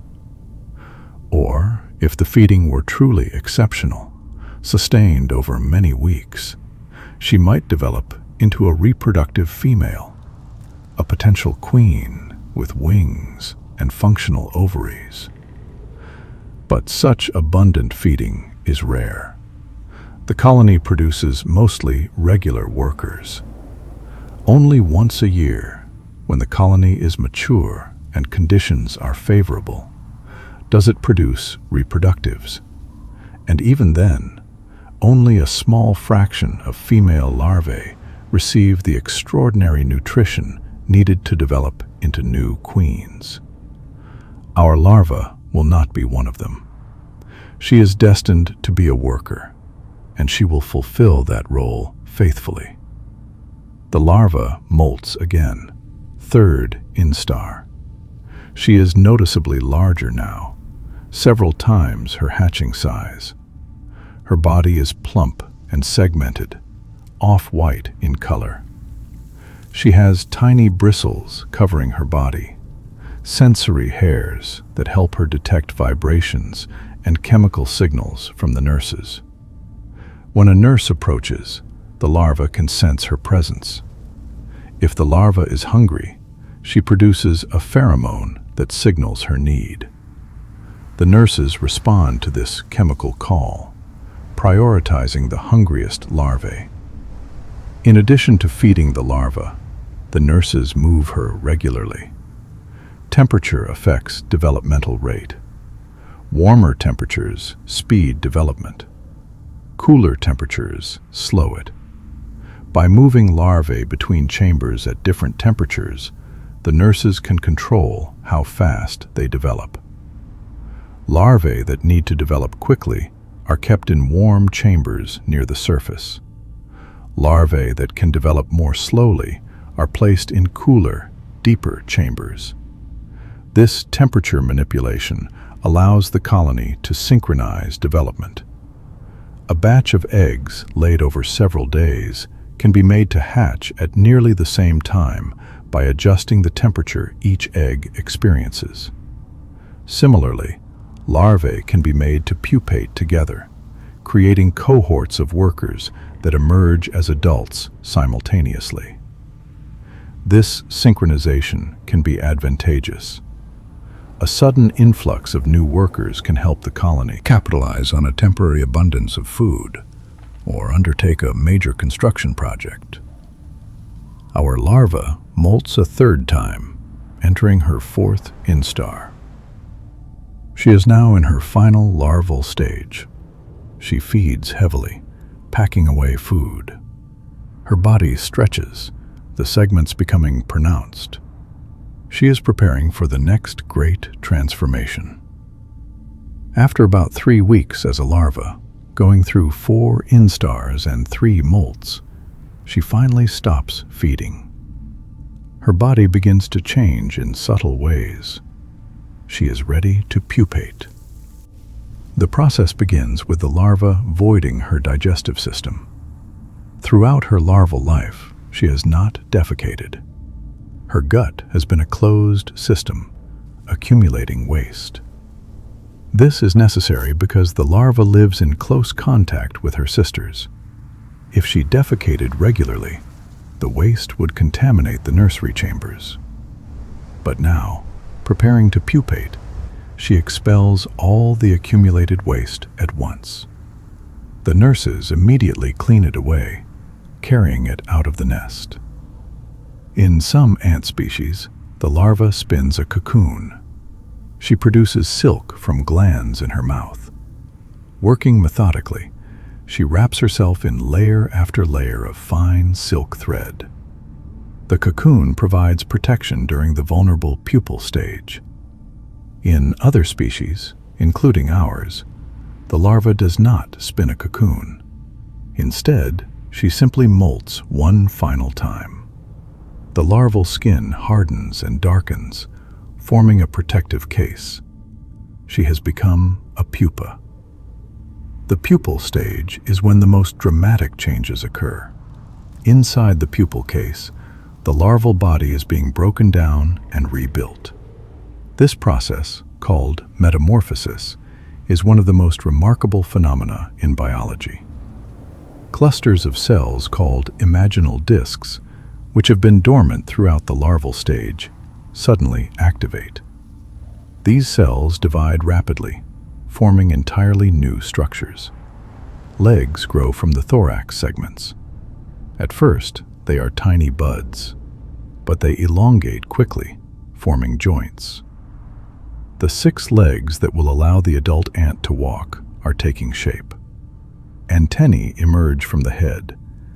These complex sensory organs will be crucial for the adult's survival, allowing her to detect pheromones, vibrations, and chemical signals.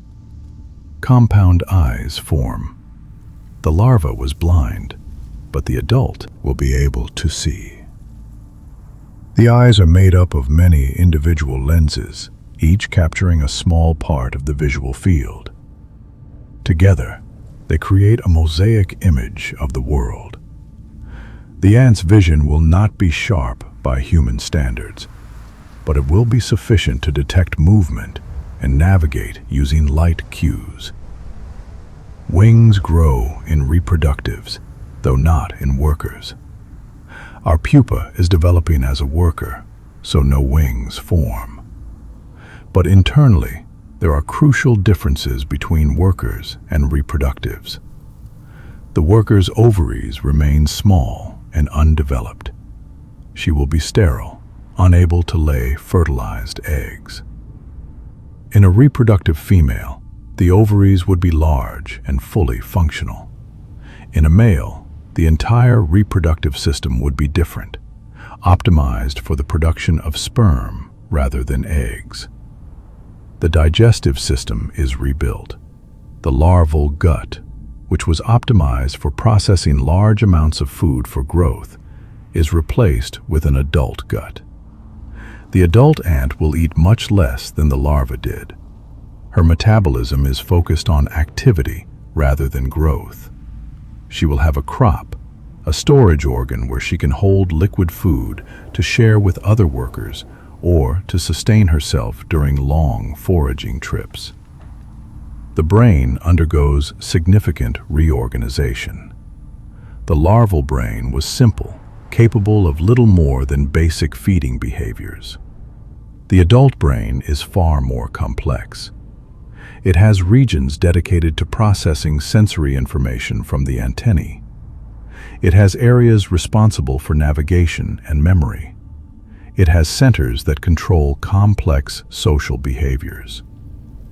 The adult ant will be capable of learning, of remembering foraging routes, of recognizing nestmates, of responding to dozens of different pheromones. Glands develop throughout the body. The mandibular glands near the jaws will produce alarm pheromones. The Dufour's gland in the abdomen will produce trail pheromones. The poison gland will produce formic acid or other defensive chemicals. The metapleural glands will produce antimicrobial secretions. Each gland has a specific function, and together They give the adult ant her chemical toolkit for communication and defense. All of this transformation occurs over the course of about 2 weeks. The pupa does not eat during this time. She survives on energy stores accumulated during her larval feeding. She does not move, except for occasional twitching. She is vulnerable, unable to flee from threats or to defend herself. The nurses guard her carefully, keeping her at optimal temperature and protecting her from harm. Finally, the transformation is complete. Inside the pupal case, the adult ant is fully formed. She begins to move, testing her new body. She pushes against the pupal case from within. The case splits along predetermined seams. She wriggles free, emerging as a callow worker, an adult ant at the beginning of her adult life. She is pale, almost white. Her exoskeleton has not yet hardened and darkened. She stumbles, her new legs unsteady. Everything is new and strange. She has eyes now, and the dim light in the nursery chamber is the first light she has ever seen. She has antennae, and the chemical landscape of the nest is suddenly visible to her in a way it never was as a larva. A nurse worker approaches and begins to groom the callow. She licks away the last bits of pupal skin clinging to the new adult's body. She helps spread the colony odor onto the callow's cuticle. This grooming serves multiple purposes. It cleans the new worker. It helps her exoskeleton harden properly. And it marks her with the chemical signature that identifies her as a member of this colony. Over the next few days, the callow's exoskeleton will darken from pale cream to dark brown or black. It will harden, becoming tough enough to protect her from predators and from the rough environment outside the nest. Her movements will become more coordinated as she learns to control her new body. She will begin to work, starting with simple tasks in the safe interior of the nest. The entire process, from egg to adult, has taken about 6 to 8 weeks. This developmental time varies with temperature and nutrition. In warm conditions with abundant food, development can be faster. In cool conditions, or when food is scarce, it can take much longer. The colony adjusts developmental rates to match its current situation and needs. Not every egg completes this journey. Many are culled by the nurses if they fail to develop properly. Some larvae die from disease or malnutrition. Some pupae are damaged by accidents or attacks and cannot complete metamorphosis. The mortality rate from egg to adult might be 20% or higher. But the queen lays so many eggs that even with this loss, the colony's population grows steadily. The life cycle continues. Our newly emerged worker will live for several months.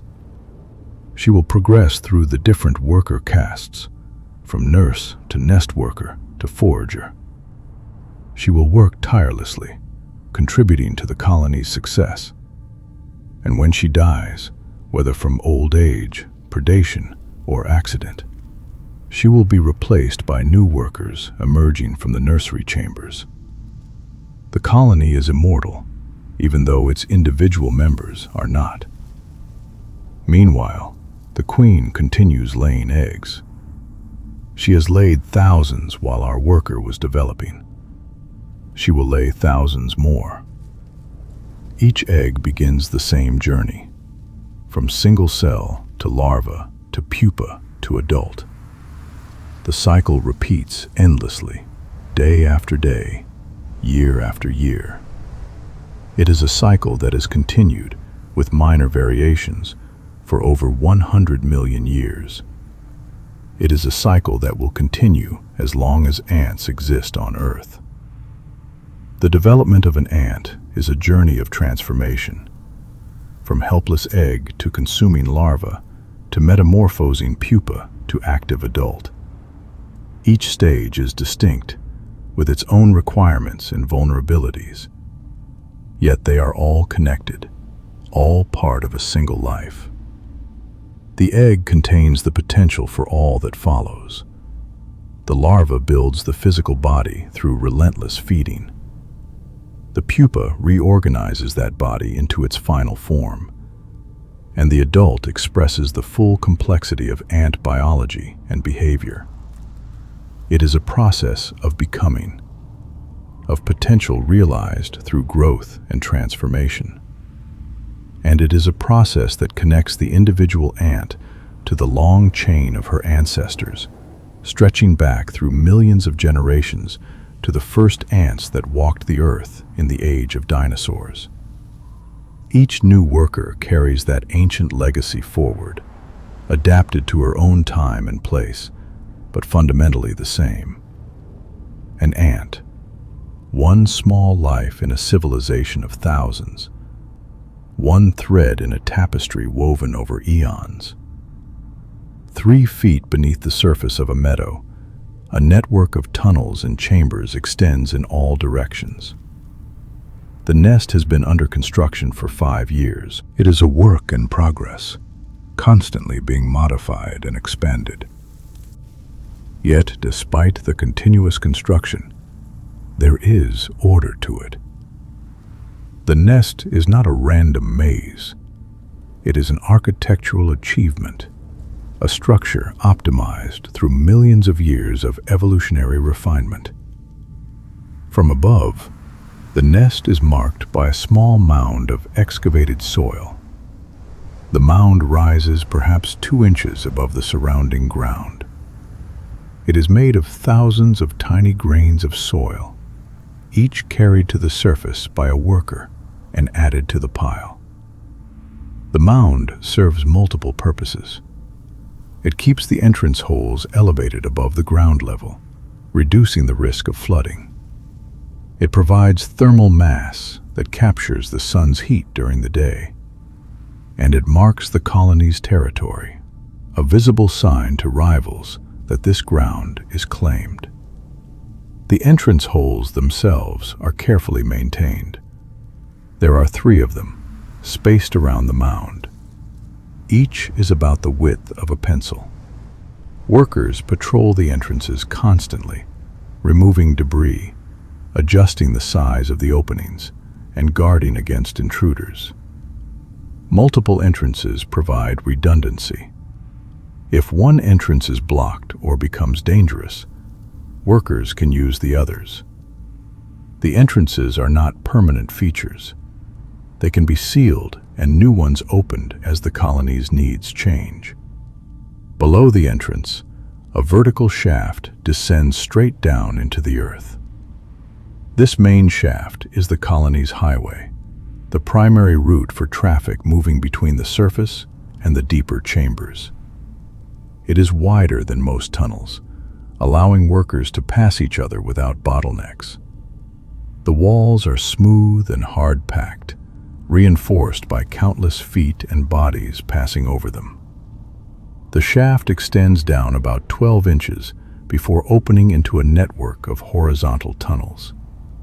The horizontal tunnels branch out in all directions from the main shaft. They are narrower than the shaft, just wide enough for a worker to pass through comfortably.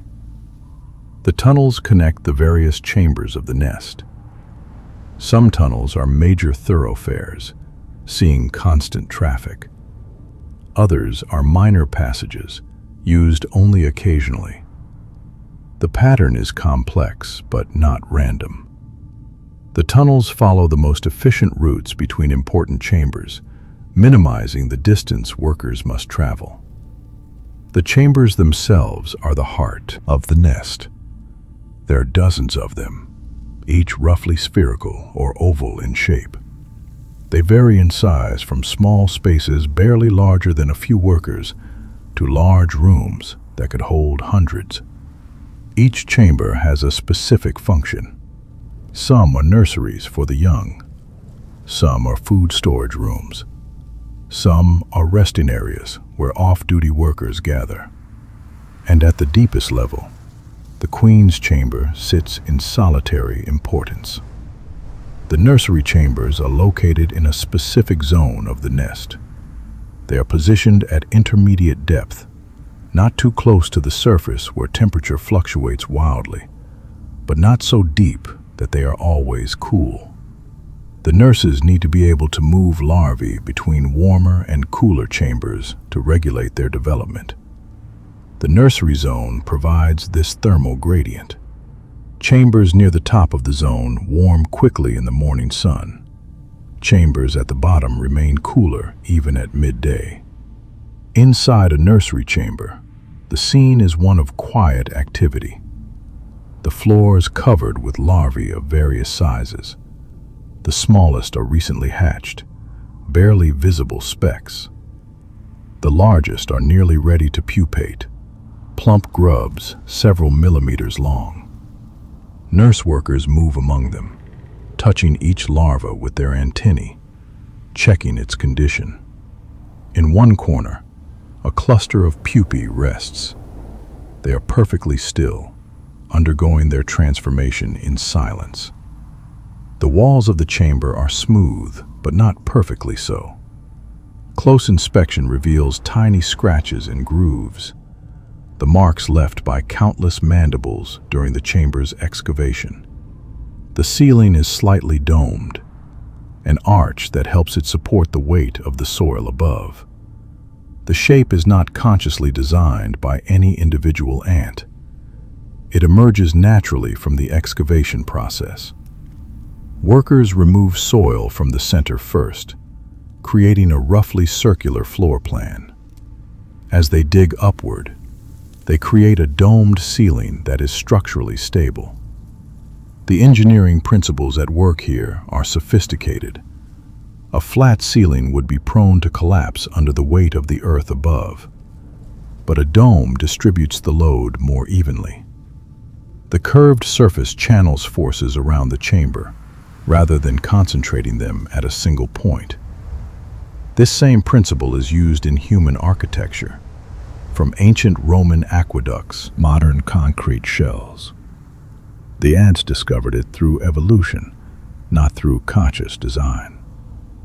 Colonies that built chambers with domed ceilings survived better than those that did not.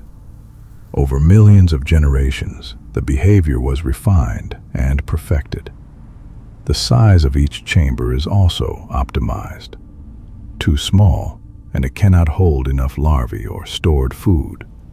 Too large, and it becomes structurally unstable, prone to collapse. The ants maintain chambers at a size that balances these competing demands. When a chamber becomes too crowded, workers excavate a new one nearby. When a chamber is no longer needed, it may be abandoned or filled in with excavated soil from other construction projects. The food storage chambers are located in a different part of the nest. They are positioned in zones where the humidity is relatively low. Too much moisture and stored food will spoil or sprout. The colony needs these chambers to be as dry as possible. The workers achieve this through careful placement and active management. Storage chambers are often located in upper portions of the nest, where air circulation is better. Workers also work to keep the chambers clean and to remove any food that shows signs of degradation. In a seed storage chamber, hundreds of seeds are piled on the floor. They are sorted by type, with each species of seed in its own area. This sorting happens naturally as workers carry seeds in from foraging expeditions. Workers tend to place seeds near similar seeds, perhaps recognizing them by smell or taste. The organization makes it easier for the colony to process seeds efficiently.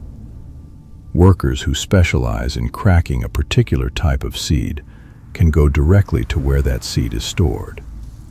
The storage of seeds presents unique challenges. Seeds are alive. They are dormant, but under the right conditions, they will germinate. If a seed sprouts in the granary, it becomes useless as food. and takes up valuable storage space. The ants prevent this through constant vigilance. Workers inspect the stored seeds regularly. Any seed showing signs of germination is immediately removed. It is carried out of the nest and discarded on the colony's refuse heap. Some ant species go further in their seed management. They bite off the part of the seed where the embryo is located, killing it, while leaving the nutritious endosperm intact. This prevents germination entirely. Other species store seeds in chambers that are kept deliberately too dry for germination. Still others produce chemical secretions that inhibit seed sprouting. Each species has evolved its own solution to the challenge of long-term food storage. Some chambers serve as refuse dumps, or middens. These are located at the periphery of the nest, as far as practical from the nursery and food storage areas. Workers carry all manner of waste to these chambers: dead ants, exhausted food remains, fecal material, debris from excavation. The midden chambers can become quite full over time. Eventually, workers may seal them off entirely, excavating new midden chambers elsewhere. The sealed chambers become time capsules, preserving a record of the colony's activities. The placement of midden chambers is critical for colony health. Decomposing organic matter can harbor dangerous fungi and bacteria. By isolating waste in peripheral chambers, the colony protects its living spaces from contamination.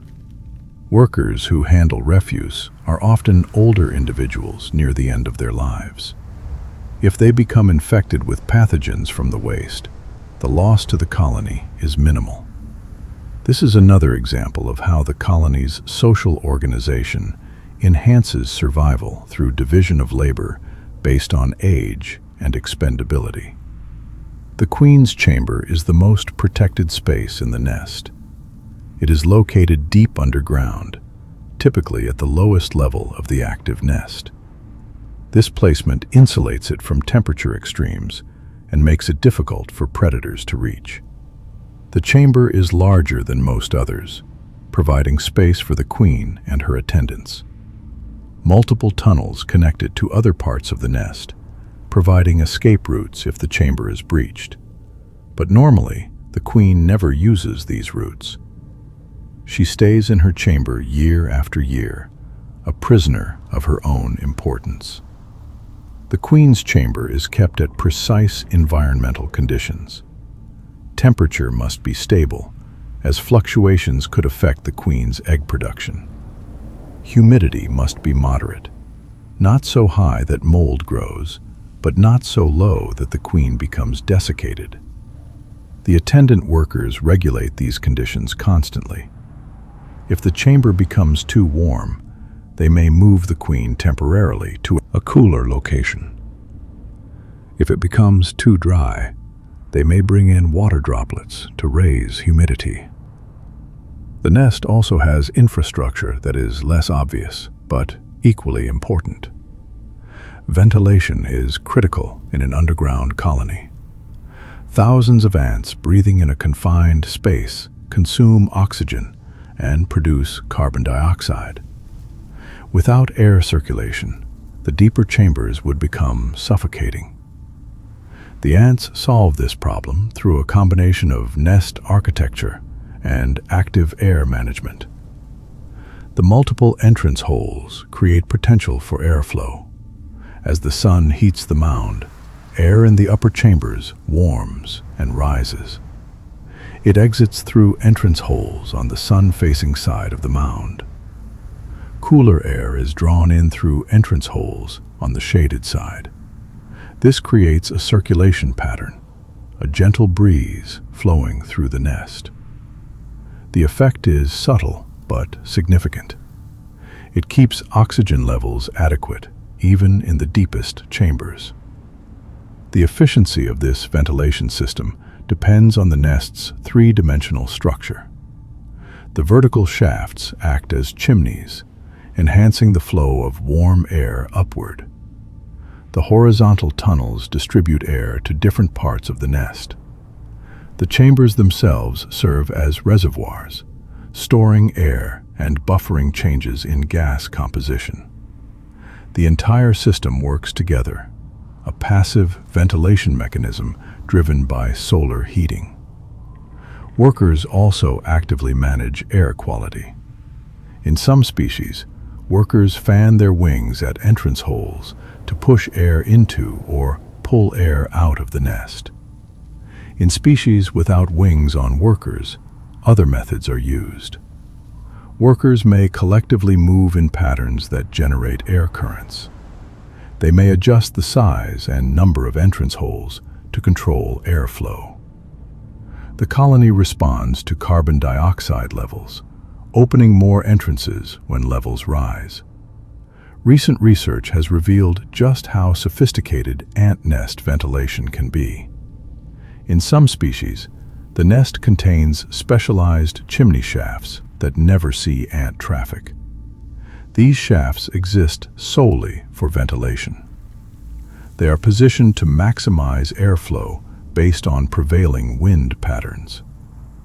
The ants somehow incorporate information about wind into their nest design, even though no individual ant could possibly perceive wind patterns at the scale relevant to the whole nest.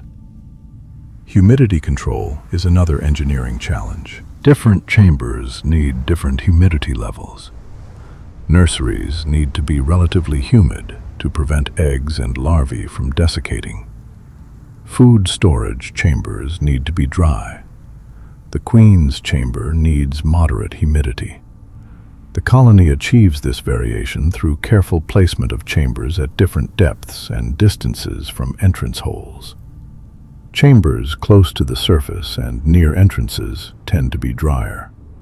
Air circulation evaporates moisture. Chambers deep underground, surrounded by soil, retain moisture better. The soil itself acts as a moisture reservoir.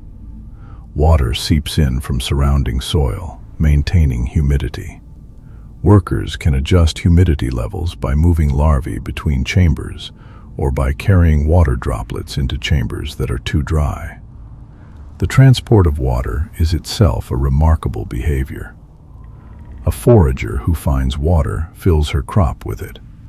She returns to the nest and regurgitates small droplets in chambers that need additional moisture.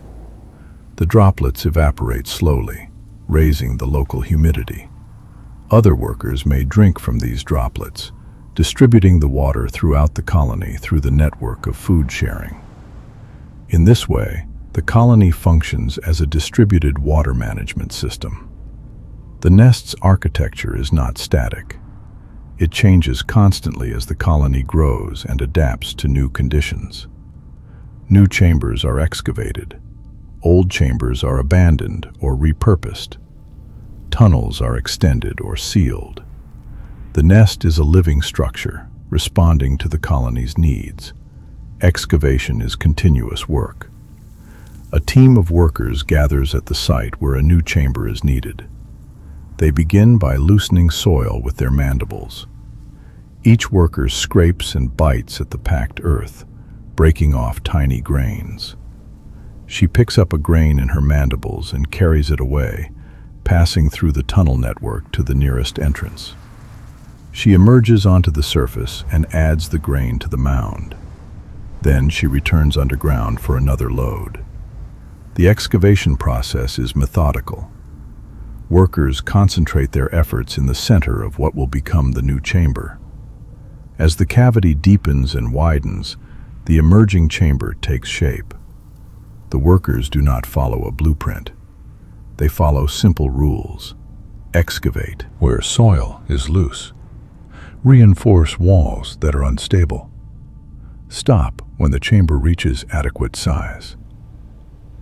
These simple rules, followed by many workers, create chambers that are remarkably consistent in size and shape. The coordination of excavation work happens through stigmergy. This is a form of indirect coordination, where the work itself provides the signal for more work. When one worker loosens soil, the loose soil stimulates other workers to carry it away. When workers carry away soil, the deepening cavity stimulates more workers to loosen additional soil. The process is self-organizing and self-regulating. No foreman directs the workers. No blueprint specifies the dimensions. Yet the chamber that emerges is functional and well-proportioned. The excavated soil is not just discarded randomly. Workers use it to construct the mound. They also use it to fill in abandoned tunnels and chambers, closing off sections of the nest that are no longer needed. This recycling of material is efficient. The same soil grain might be carried to the surface during excavation, incorporated into the mound, then later carried back underground to fill an old chamber, then excavated again years later during another expansion. The mound itself serves important functions beyond just being a dump site for excavated soil. Its dark color helps it absorb solar radiation during the day. This heat then radiates down into the nest, warming the upper chambers. In the morning, when the air is cool, ants can bring larvae up into these sun-warmed chambers to accelerate their development. The mound also sheds rainwater, directing it away from the entrance holes, and it provides an elevated position for guards to watch for threats. Some ant species build elaborate mound structures. In colder climates, mounds can be quite large, rising a foot or more above ground level. These mounds function as solar collectors, gathering warmth that extends the active season of the colony. The ants arrange the structure of the mound to maximize solar gain. The slope facing the sun is steeper, presenting more surface area to the incoming rays. The opposite slope is gentler. This asymmetry is not random, but is actively maintained by the workers. The nest must also be defended against threats. The architecture includes defensive features. Narrow tunnels can be easily defended by a few soldiers. Multiple entrances mean the colony cannot be easily trapped. The depth of the nest protects against most predators. Few animals are willing to dig 3 feet down through hard-packed soil to raid an ant nest.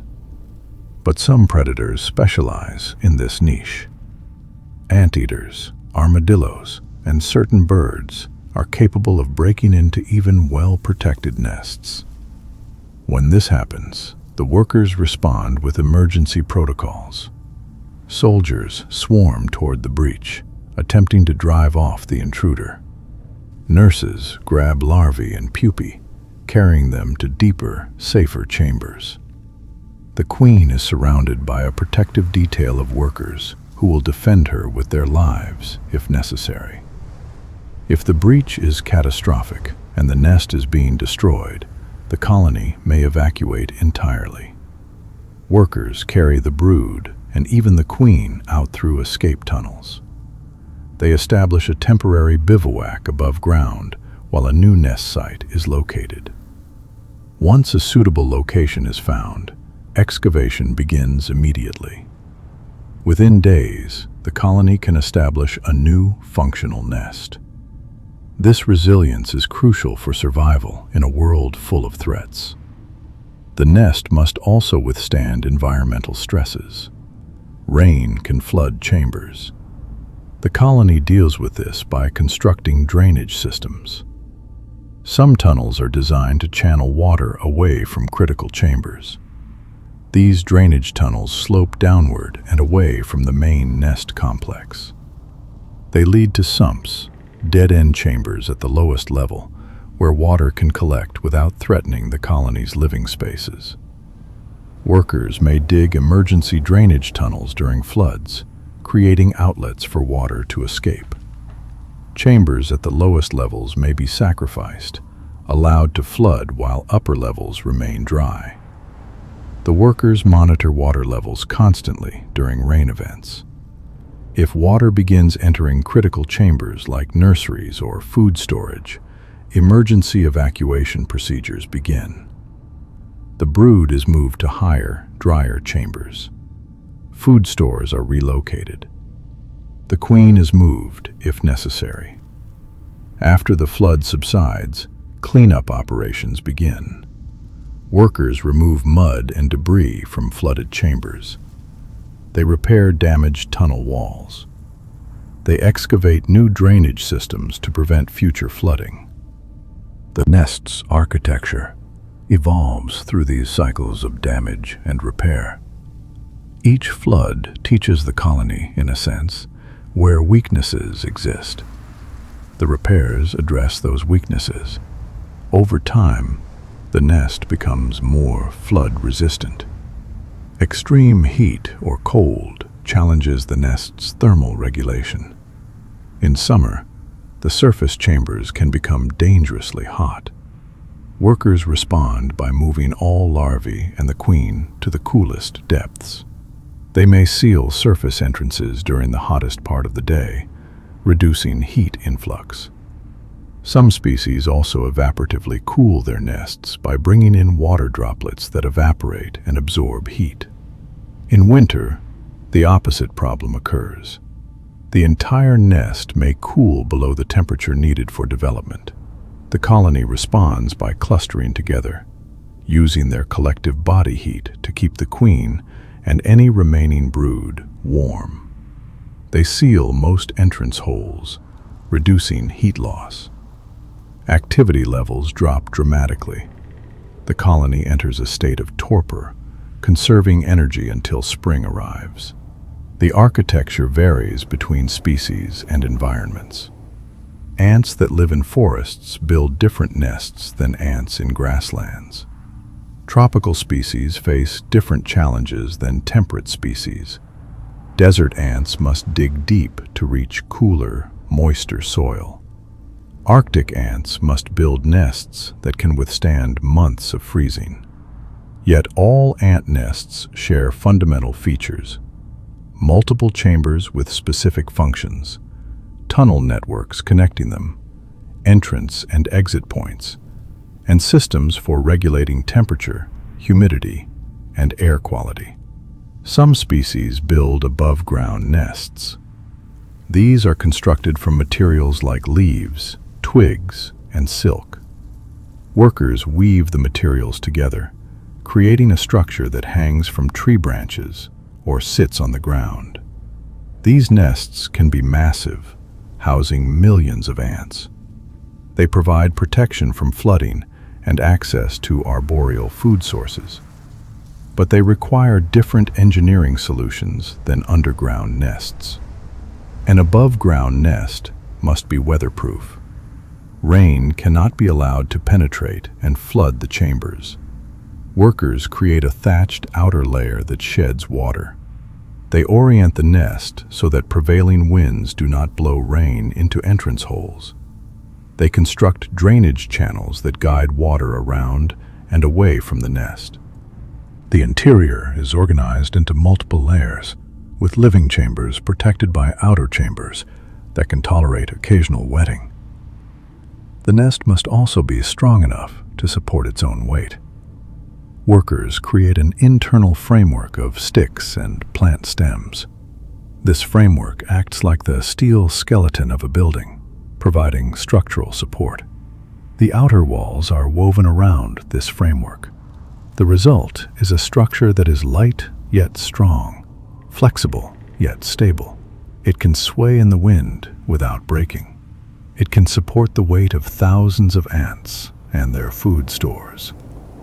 Some species use silk to bind their nests together. The silk is produced by larvae, not by the adult workers. Workers hold larvae in their mandibles like tubes of glue. They touch the larvae to leaves or other materials, stimulating the larvae to produce silk. The workers move the larvae back and forth, creating silk threads that bind the materials together. It is a remarkable example of tool use, with the larvae serving as living tools in the workers' hands. Other species excavate nests in wood. Carpenter ants hollow out galleries inside dead trees or structural timber. The wood provides both nest space and, in some cases, food. The galleries follow the grain of the wood, taking advantage of natural weaknesses. The ants do not eat the wood itself in most species, but they do derive nutrients from fungi that grow on the chewed wood particles. The galleries in a carpenter ant nest are remarkably smooth. Workers use their mandibles to scrape away wood fibers, creating surfaces that are nearly polished. This smoothness is not merely aesthetic.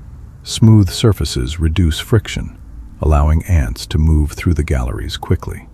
They also reduce the number of crevices where parasites could hide, and they prevent splinters that could damage workers' delicate legs and antennae. Carpenter ant nests can cause significant damage to trees and buildings.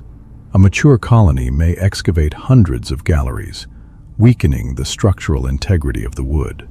But from the ants' perspective, they are simply creating living space. The wood is a resource, no different from soil. They excavate it, shape it, and use it to house their colony.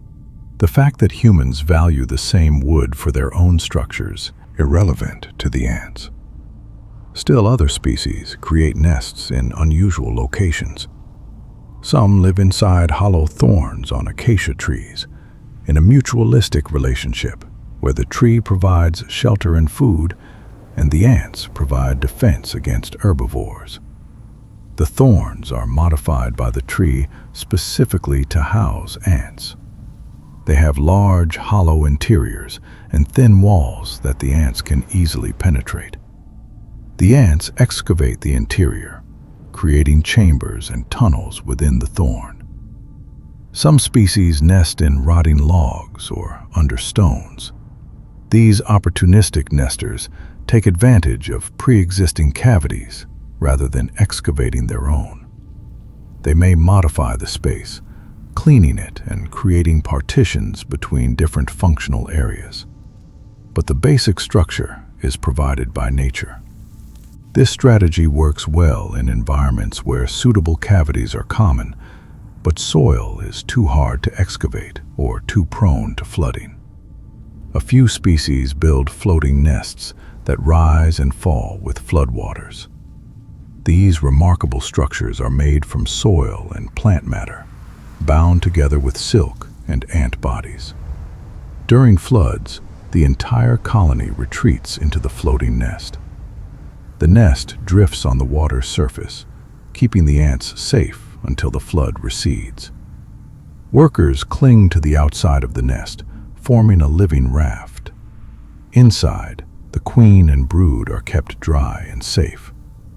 But whether above ground or below, in wood or in soil, in thorns or under stones, all ant nests are products of collective construction. No single ant designs the nest. No blueprint exists.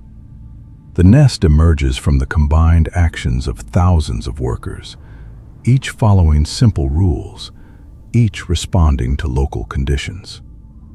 The result is a structure that functions as a unified whole, supporting the colony's needs for shelter, climate control, food storage, and reproduction. Our 5-year-old colony's nest has grown significantly over its lifetime. It started as a single small chamber, barely large enough for the queen.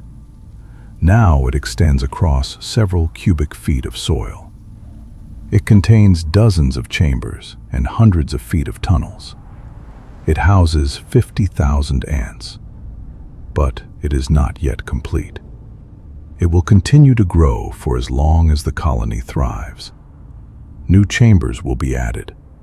New entrances will be opened. The architecture will continue to evolve, adapting to the colony's changing needs. As the sun moves across the sky, the thermal profile of the nest shifts. Morning sun warms the eastern chambers first. By midday, the southern chambers are warmest. In the afternoon, western chambers catch the late sun. The nurses track these changes, moving larvae to stay within the optimal temperature range.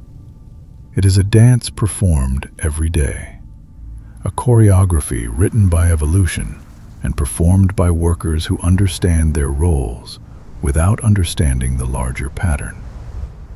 Deep below, in chambers that never see sunlight, the queen lays her eggs in darkness. The temperature here is stable, buffered by layers of soil and rock. The humidity is constant. The air is refreshed by the nest's ventilation system. It is a carefully controlled environment, maintained by the collective effort of thousands of workers. Each worker contributes a tiny part to this maintenance. Together, they create conditions suitable for life. The nest is more than just shelter. It is an extension of the colony itself. It is a tool that the colony uses to survive and compete. It is a thermal regulator, an air quality manager, a food preservation system, a defensive fortification. It is the physical manifestation of the colony's collective intelligence. And it is a testament to what can be achieved through cooperation, persistence, and the simple yet effective application of evolutionary wisdom accumulated over millions of years. As evening approaches, the surface chambers begin to cool. Workers adjust their activities, moving to deeper, warmer levels. The day's excavation work has added several new tunnels to the nest. The day's foraging has filled storage chambers with food. The day's nursing has advanced hundreds of larvae toward adulthood. The nest has served its purpose, providing a stable platform for all these activities. Tomorrow, it will do the same, and the day after that. For as long as the colony exists, the nest will shelter it, adapt to it, and enable its survival in a challenging world. In a rainforest thousands of miles from our meadow colony, a different kind of ant is beginning its day. She is a leafcutter, a worker in a colony that farms fungus underground. She emerges from her nest and begins to climb a nearby tree. Her mandibles are sharp, designed for cutting. When she reaches a suitable leaf, she positions herself carefully. Her mandibles close on the leaf edge. She cuts in a smooth arc, vibrating her head to create a sawing motion. Within seconds, she has cut out a piece of leaf several times larger than herself. This ant belongs to a different species than our meadow colony. Yet she shares the same basic blueprint. She has the same body plan: head, thorax, and abdomen. She has 6 legs and 2 antennae. She lives in a colony with a queen, workers, and complex social organization. But the details of her life are dramatically different.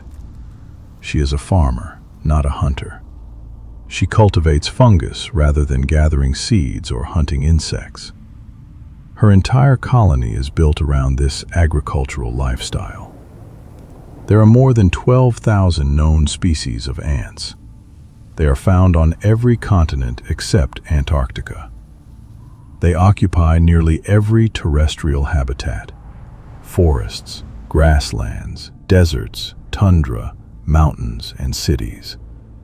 They have diversified into an astonishing array of forms and lifestyles. Yet despite this diversity, they all share core characteristics. They all live in colonies. They all have a caste system with queens and workers. They all communicate primarily through chemical signals. They are all recognizably ants. The leafcutter ant carries her leaf fragment back to the nest. She holds it above her head like an umbrella as she walks. At the nest entrance, she descends into the darkness.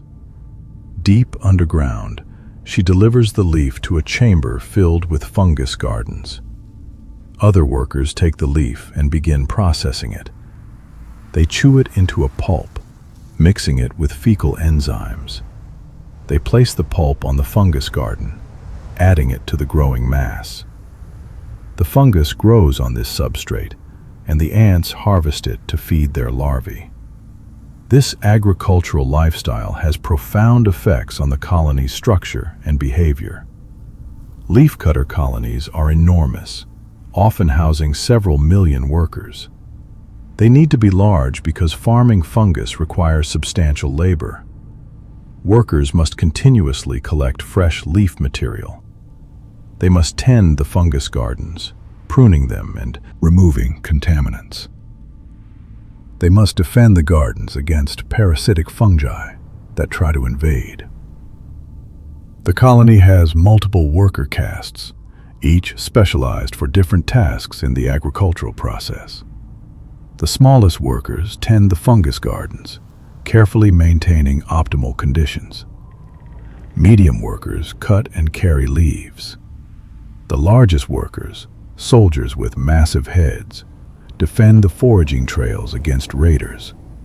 There's even a caste of very small workers that ride on the leaf fragments being carried by larger workers, defending them against parasitic flies that try to lay eggs on the leaf carriers. This rider behavior is a remarkable adaptation. The tiny workers are too small to carry leaves themselves, but they are the perfect size to serve as guards, watching for threats while their larger sisters transport the harvest. Leafcutter nests are architectural marvels. They extend many feet underground and can cover areas the size of a tennis court at the surface. The fungus garden chambers are precisely climate controlled, maintained at constant temperature and humidity. The ants achieve this through sophisticated ventilation systems. They dig vertical shafts that act as chimneys, creating airflow through the nest. The largest leafcutter nests are among the most complex structures built by any non-human animal. The relationship between leafcutter ants and their fungus is ancient. The two species have been evolving together for millions of years. The fungus cannot survive without the ants.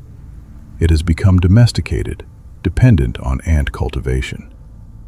When a new queen leaves on her mating flight, she carries a small pellet of fungus in a special pocket in her mouth.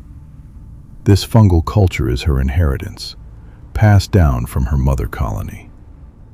When she founds her new nest, she uses this pellet to start her own fungus garden. The ants, in turn, cannot survive without the fungus. They do not digest the leaves they collect. Their digestive systems cannot break down cellulose. The fungus does that work for them, breaking down the plant material and concentrating nutrients. The ants harvest specialized structures that the fungus produces, feeding these to their larvae. It is a symbiosis so complete that neither partner can exist without the other. The ants also maintain the purity of their fungal culture. They produce antibiotic compounds from specialized glands.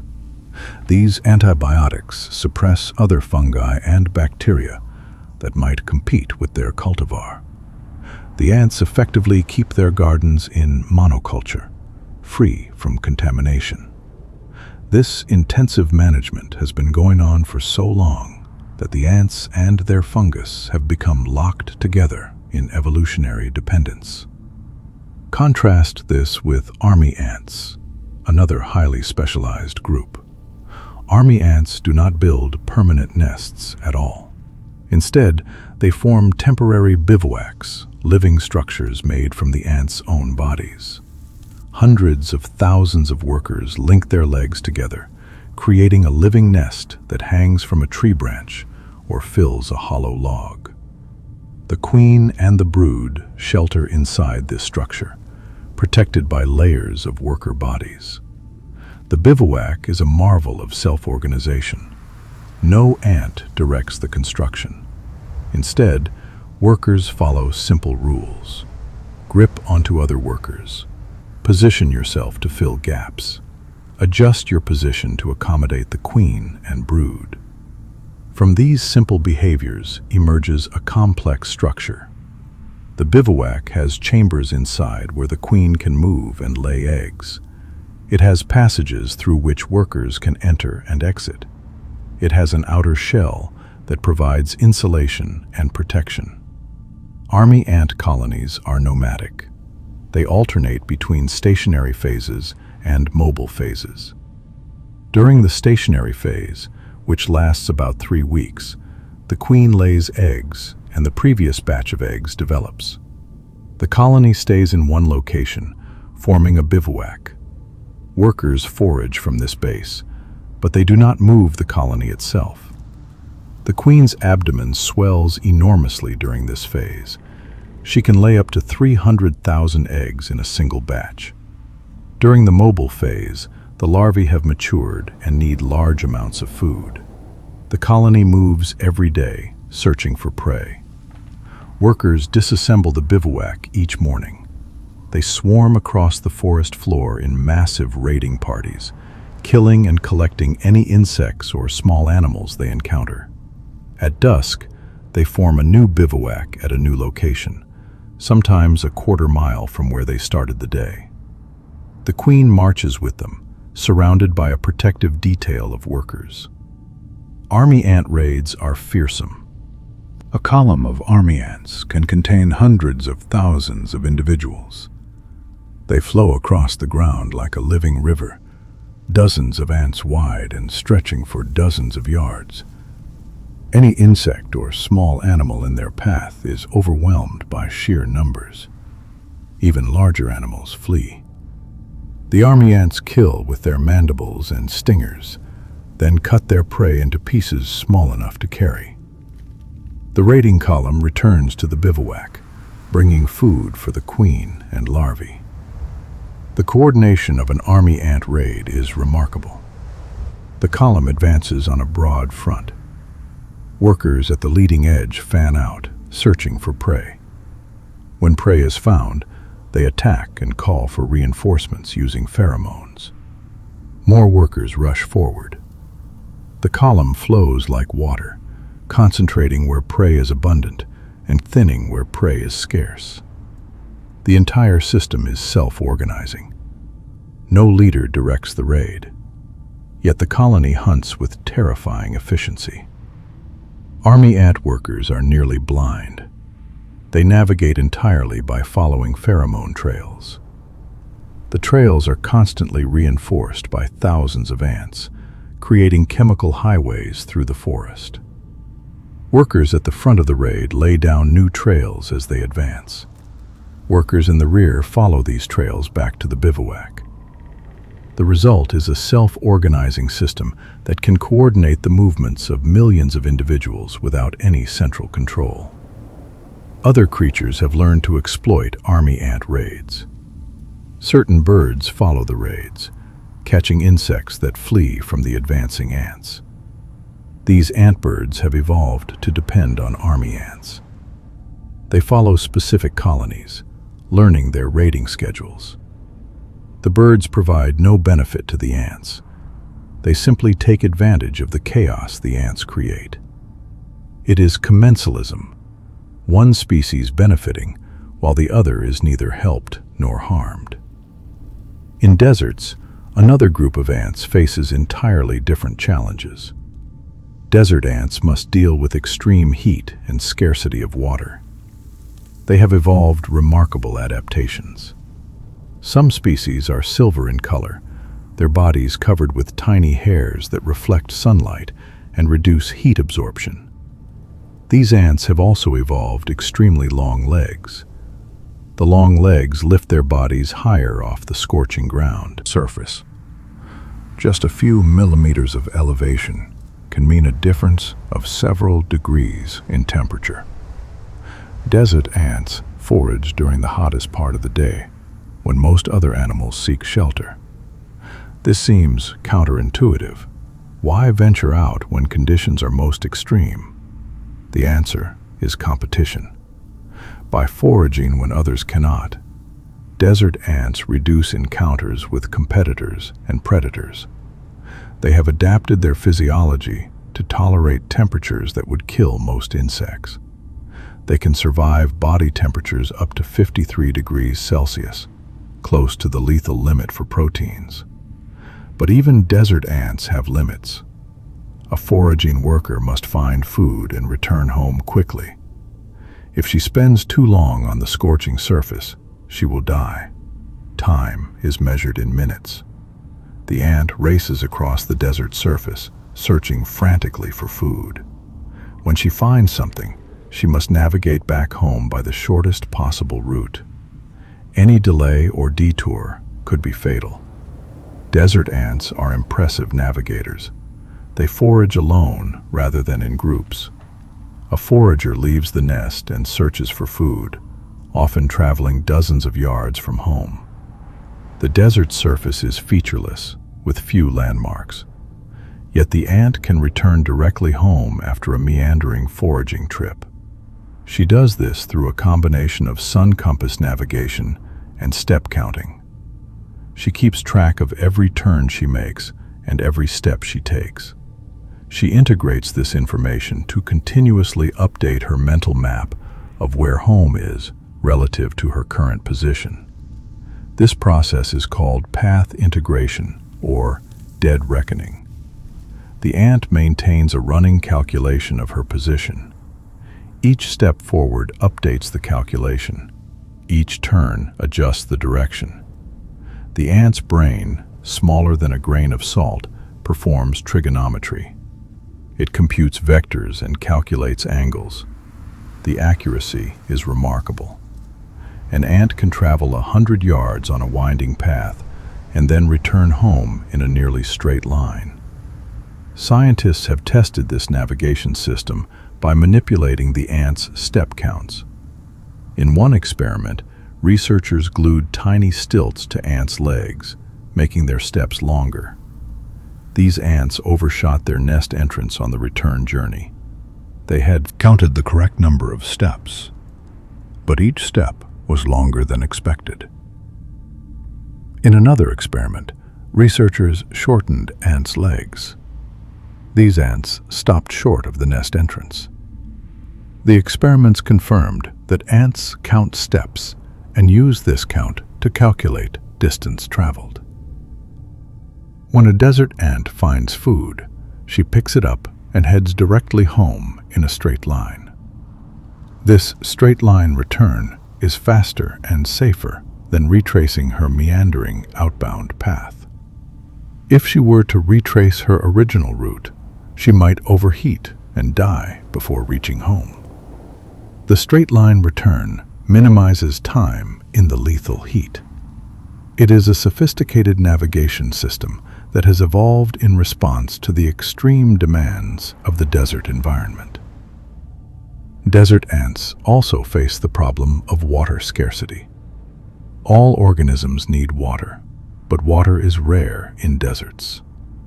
The ants obtain moisture from their food. They seek out dead insects that retain some body fluids. They also drink from tiny dew droplets when available.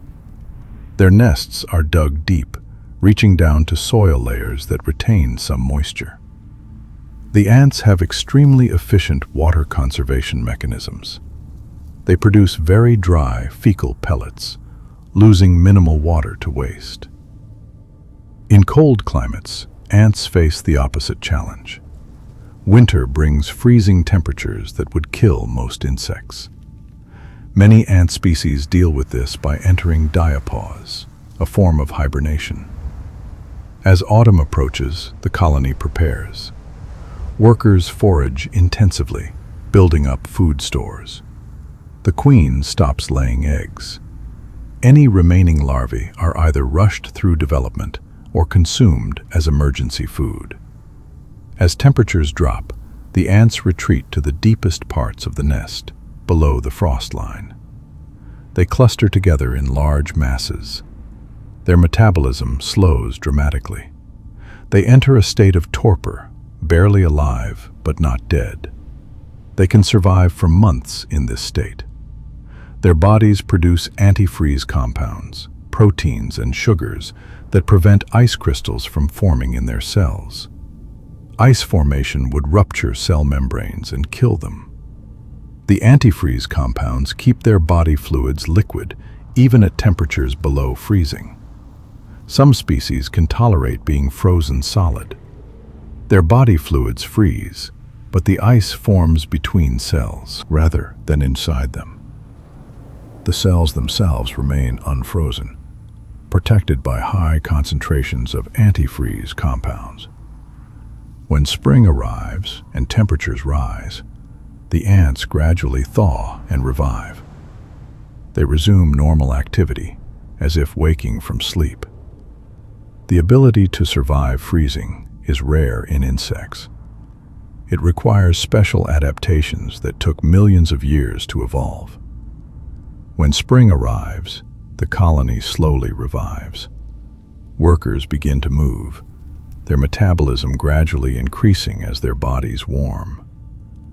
They consume stored food, rebuilding their energy reserves. The queen resumes egg-laying. The colony begins the new season's growth. If the winter was harsh and food stores ran low, the colony may be weakened. Some workers may have died during the winter. The colony must rebuild its population before it can compete effectively with other colonies. Some ant species have evolved mutualistic relationships with other organisms. We have already mentioned ants that tend aphids, protecting them in exchange for honeydew. Some ants take this relationship much further. They keep aphids like livestock, moving them to fresh feeding sites, protecting them from predators, and even carrying aphid eggs into the nest for winter storage. In spring, the ants carry the hatched aphids back outside and place them on plants. It is animal husbandry, performed by insects. The aphid-ant relationship benefits both partners. The aphids gain protection from predators like ladybugs and lacewings. They can feed without interruption, knowing that ant guards will drive off threats. The ants gain a reliable source of sugar-rich food. Honeydew is produced continuously by feeding aphids. The ants simply need to milk the aphids by stroking them with their antennae. The aphids respond by releasing droplets of honeydew, which the ants eagerly consume. This mutualism has shaped the evolution of both partners. Some aphid species have lost their ability to defend themselves. They have become entirely dependent on ant protection. The ants, in turn, have evolved behaviors specifically for managing their aphid herds.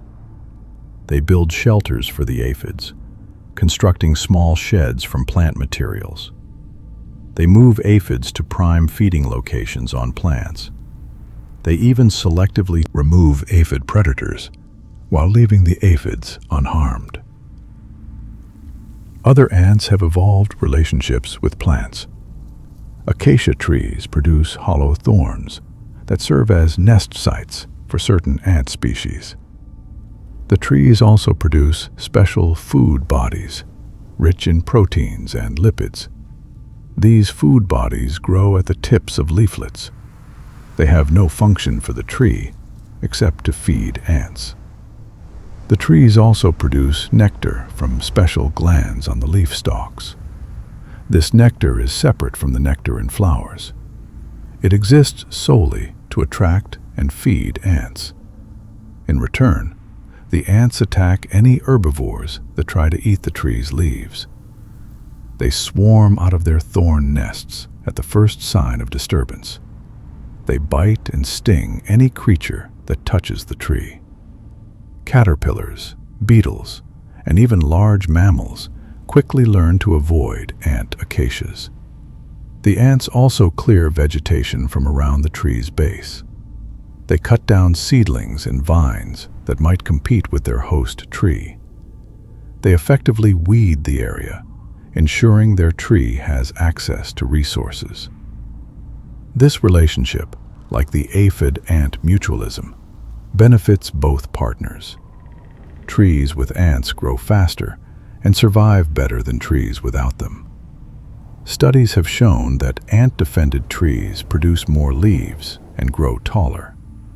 They suffer less herbivore damage. They are more likely to survive droughts and other stresses. The ants, meanwhile, gain shelter and food. They do not need to forage widely. Everything they need is provided by the tree. They can focus their energy on reproduction rather than on finding resources. The relationship between ants and acacias is so specific that in some cases, neither can survive without the other.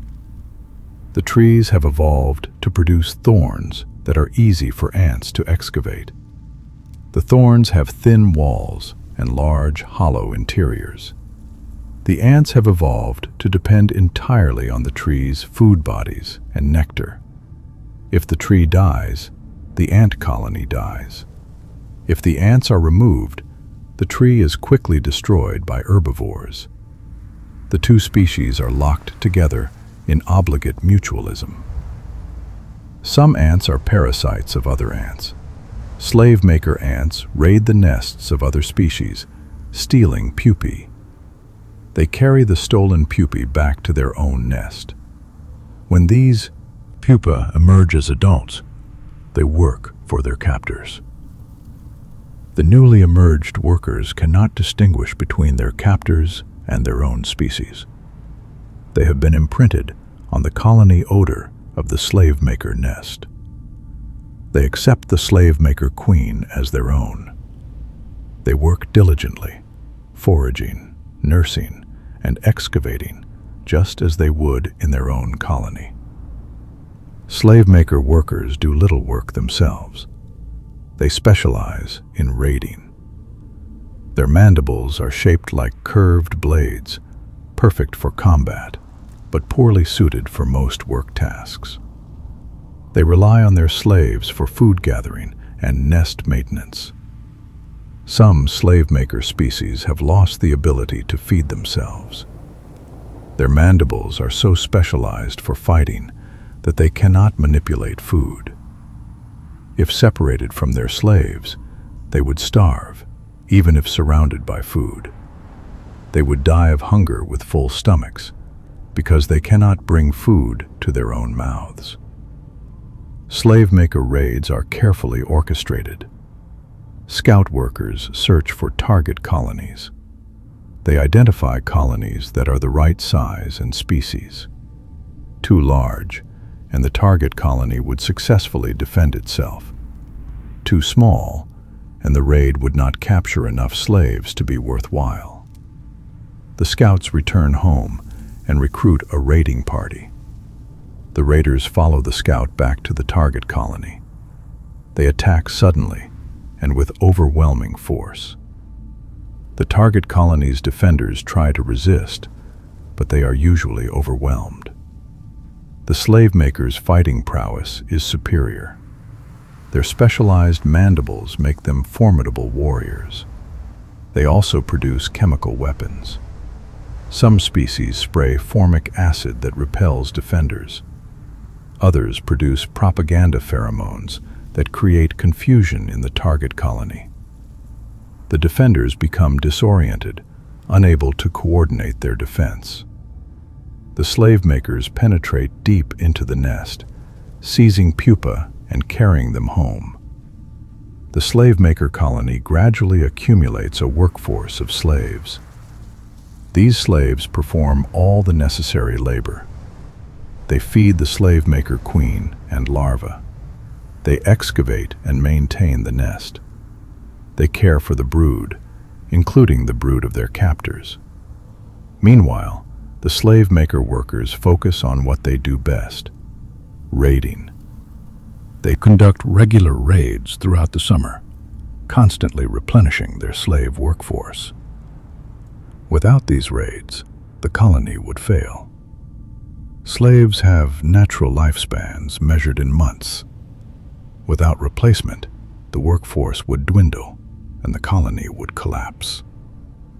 Other parasitic ants infiltrate host colonies more subtly. A parasitic queen enters a host nest and kills or subjugates the resident queen. She may fight the host queen directly, killing her in combat, or she may simply mount the host queen's back and strangle her slowly. Once the host queen is dead, the parasitic queen begins laying eggs. The host workers, unable to distinguish the parasitic queen from their own, accept her. They raise her offspring as if they were their own sisters. Gradually, the colony's workforce is replaced with the offspring of the parasitic queen. As the original host workers die of old age, they are replaced by workers of the parasitic species. Eventually, the colony is entirely transformed. It began as a colony of one species and has become a colony of another species, all without changing location or nest structure. The transformation happens from within, invisible to outside observers, until it is complete. Some parasitic species go even further. They produce no workers at all. The parasitic queen enters a host colony and kills the host queen. She then lays only reproductive eggs, producing new queens and males. These reproductives are raised by the host workers. When they mature, they leave on mating flights to start the cycle anew. The host colony is doomed. With no worker production, the workforce dwindles. Eventually, the last host worker dies and the colony collapses. But by then, the parasitic queen has already produced offspring that have dispersed to parasitize other colonies. These parasitic strategies seem ruthless from our perspective, but they are simply evolutionary solutions to the challenge of reproduction. Starting a new colony is difficult and dangerous. A founding queen must survive alone for weeks or months. Most fail. The parasitic strategy bypasses this bottleneck. The parasitic queen takes over an existing colony with its established workforce and infrastructure. Her survival odds are much higher. Her offspring benefit from resources accumulated by the host colony. From an evolutionary perspective, the strategy is brilliantly effective. Despite this diversity in lifestyle and adaptation, all ants share certain core features. All have colonies organized around a reproductive division of labor, with queens that specialize in reproduction and workers that specialize in non-reproductive tasks. All communicate primarily through pheromones, though some species have also evolved visual or acoustic signals. All have complex developmental cycles involving metamorphosis from egg to larva to pupa to adult. All have sophisticated systems of chemical recognition that allow them to distinguish nestmates from foreigners. And all ants share a common ancestor. The entire ant family evolved from a single ancestral species that lived approximately 140 million years ago, during the age of dinosaurs. This ancestral ant was likely a solitary hunter, similar to modern wasps. Its lifestyle was probably not very different from other hunting wasps of its time. But at some point, something changed. Some individuals began to stay near the nest after emerging as adults. They helped their mother raise additional offspring rather than dispersing to reproduce on their own. This was the beginning of eusociality, the fully social lifestyle. The helpers benefited by passing on their genes through their mother's reproduction. Because of the peculiar genetics of wasps and ants, a female is more closely related to her sisters than she would be to her own offspring. This made helping the mother queen more advantageous than reproducing independently. Over time, the helpers became increasingly specialized for helping rather than reproducing. They lost the ability to mate, their ovaries regressed. They became workers. Once eusociality evolved, it opened up new possibilities. Colonies could grow larger. With more workers, colonies could accomplish tasks impossible for solitary individuals. They could construct elaborate nests. They could defend against predators. They could store food and survive lean periods. They could exploit resources that would be inaccessible to solitary insects. Eusociality was enormously successful. From that first social ancestor, ants diversified explosively. They spread across the globe, adapting to every available habitat. They evolved countless variations on the basic ant body plan and lifestyle. Some became farmers. Some became nomadic hunters. Some became parasites. Some formed partnerships with plants or other insects. Yet the fundamental blueprint remained the same. A social insect living in colonies with reproductive division of labor. This blueprint has proven extraordinarily successful. Today, ants are one of the most abundant and diverse groups of animals on Earth. By weight, ants make up a substantial fraction of all animal biomass in many ecosystems. In tropical rainforests, ants can account for up to 30% of the animal biomass. That is an astonishing figure. In every 100 pounds of animals in a rainforest, 30 pounds is ants. There are estimated to be about 20 quadrillion ants alive at any given moment. That is 20 million billion ants, or about 20 million ants for every human on Earth. They are everywhere, from deep forest to city sidewalk, from desert to tundra, from mountain peak to coastal beach. Ants have colonized nearly every terrestrial habitat. They are absent only from Antarctica and a few remote islands. Everywhere else, if you look closely enough, you will find ants. They may be tiny ants living in the soil. They may be large ants building nests in trees. But they are there, going about their business, usually unnoticed by larger animals. This success comes from the advantages of social life.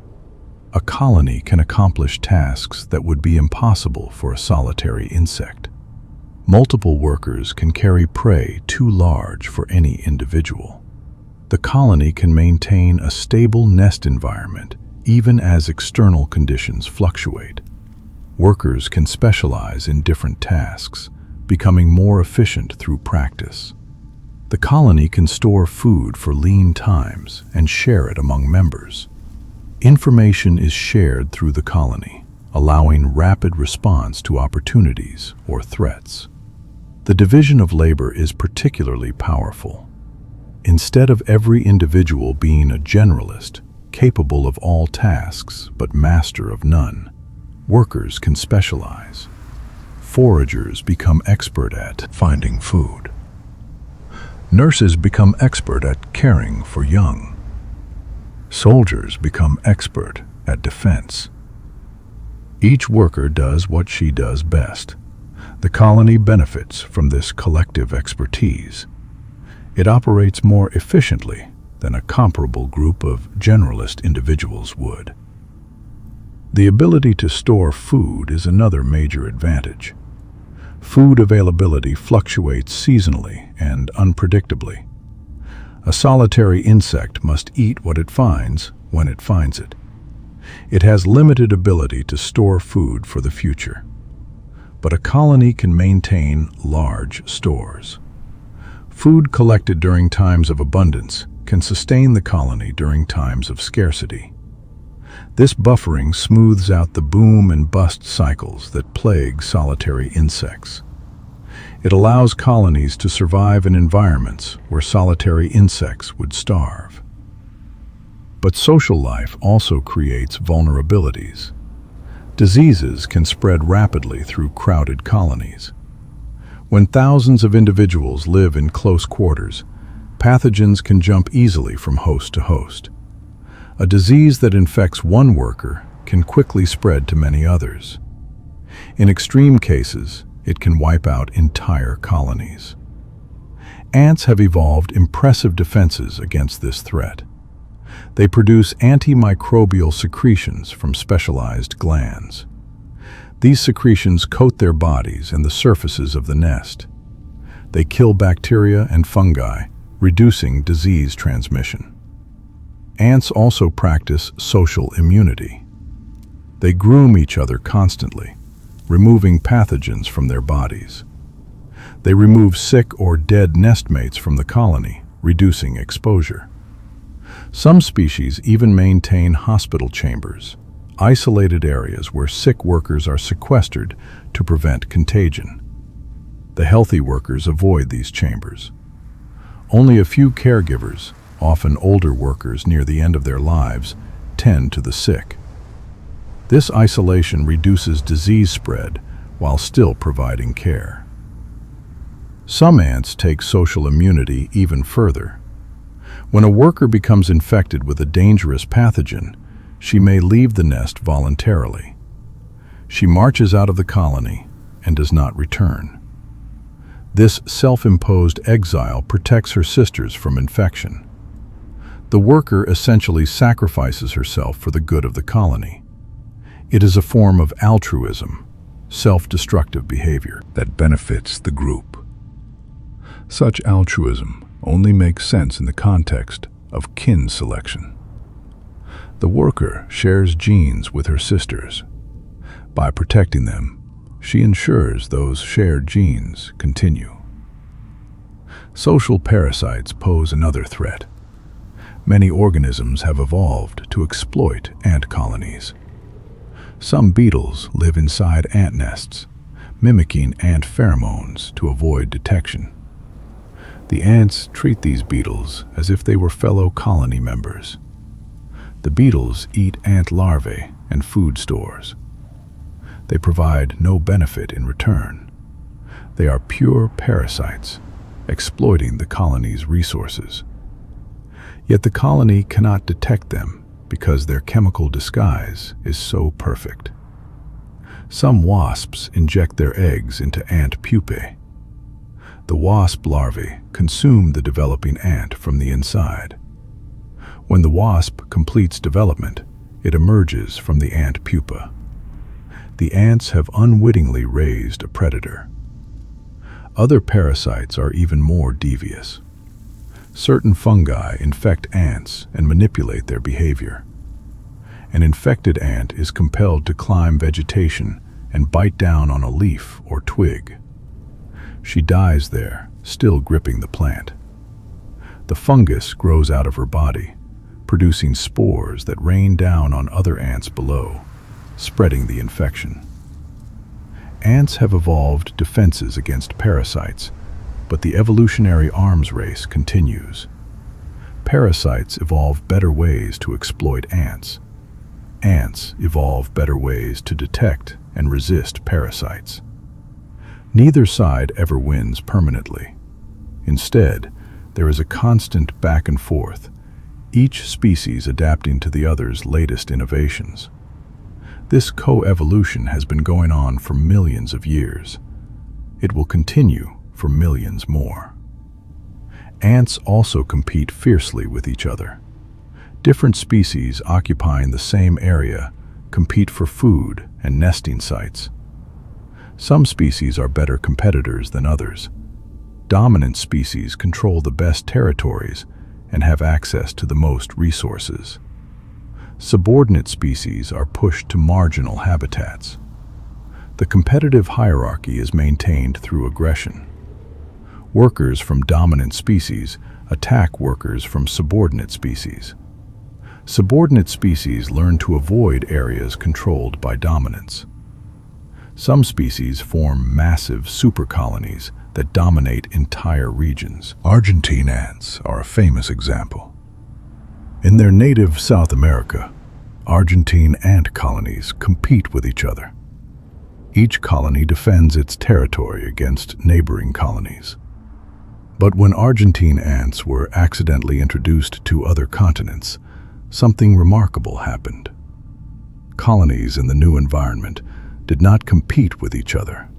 Instead, they cooperated.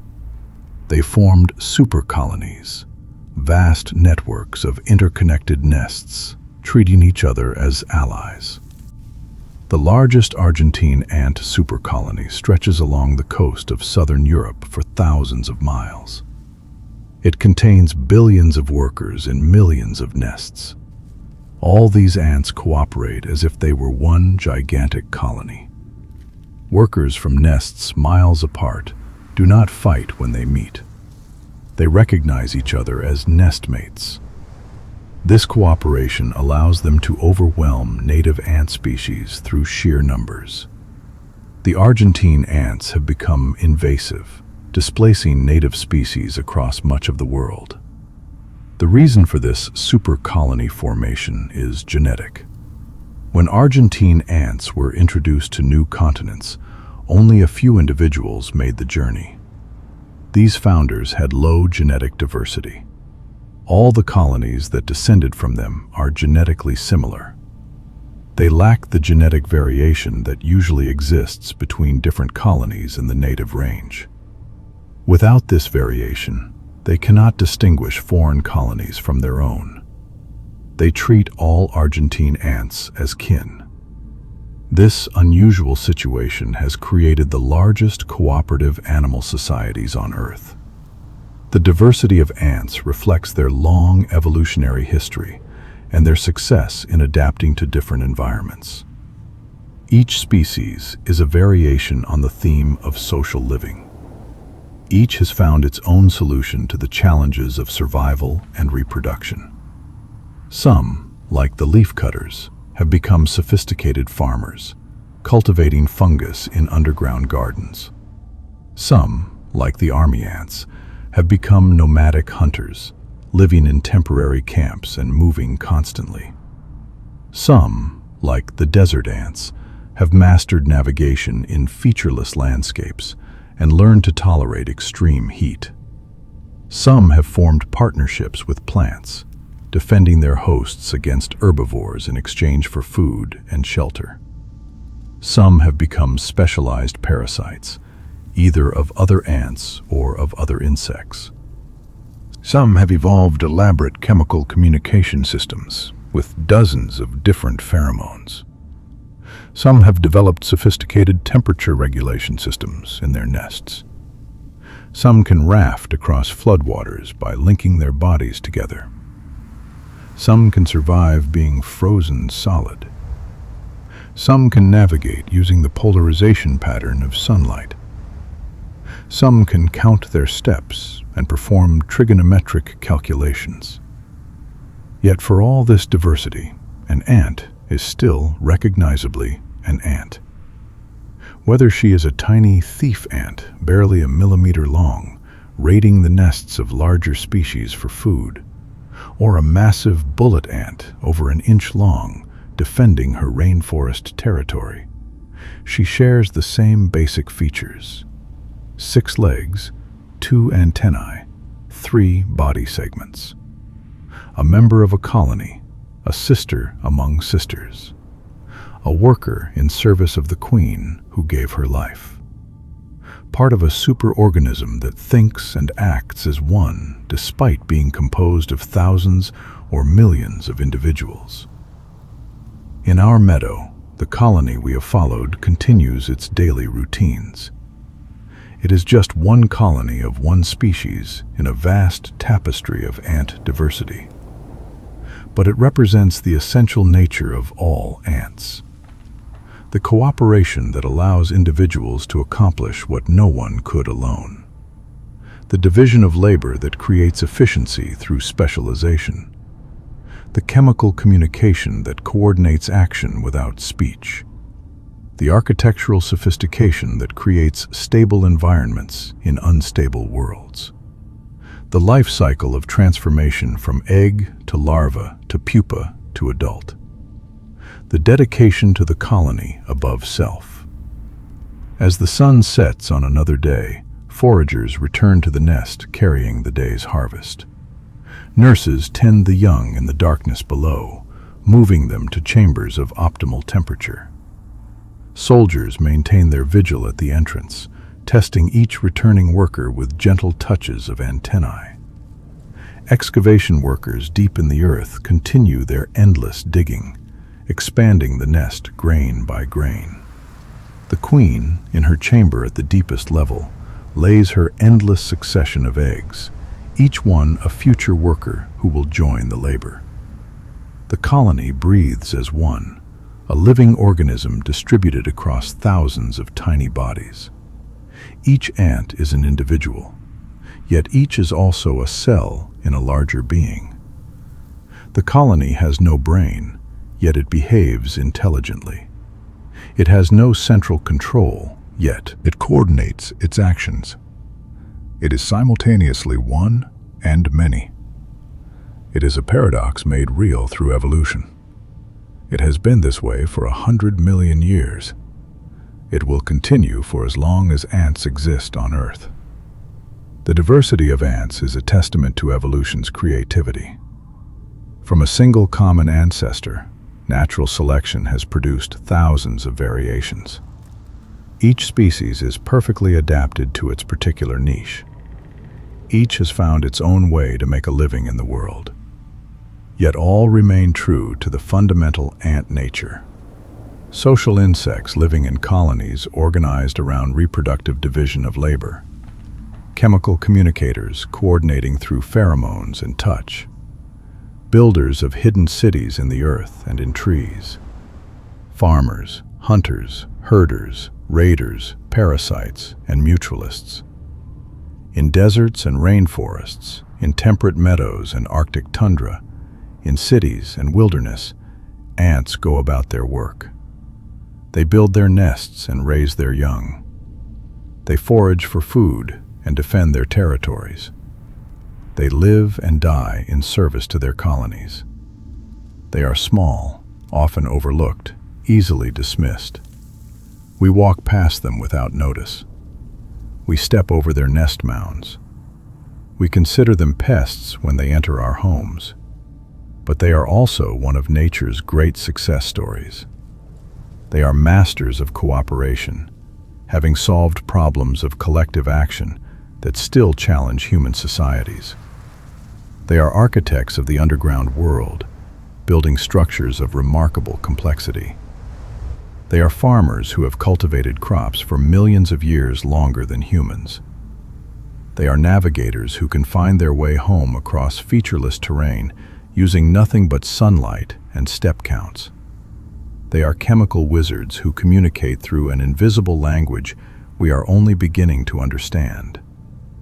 They are survivors who have endured for eons through ice ages and asteroid impacts. They are proof that success in life does not require size or strength or intelligence as we typically measure it. Success requires adaptation to one's environment. It requires the ability to work together toward common goals. It requires persistence in the face of obstacles. It requires flexibility to change when conditions demand it. Ants possess all these qualities in abundance. That is why they have thrived. That is why they will likely continue to thrive, long after many larger, seemingly more powerful creatures have disappeared. The meadow grows quiet as night falls fully. Above ground, the world sleeps or hunts in darkness. But beneath the surface, in chambers and tunnels carved from the earth, life continues.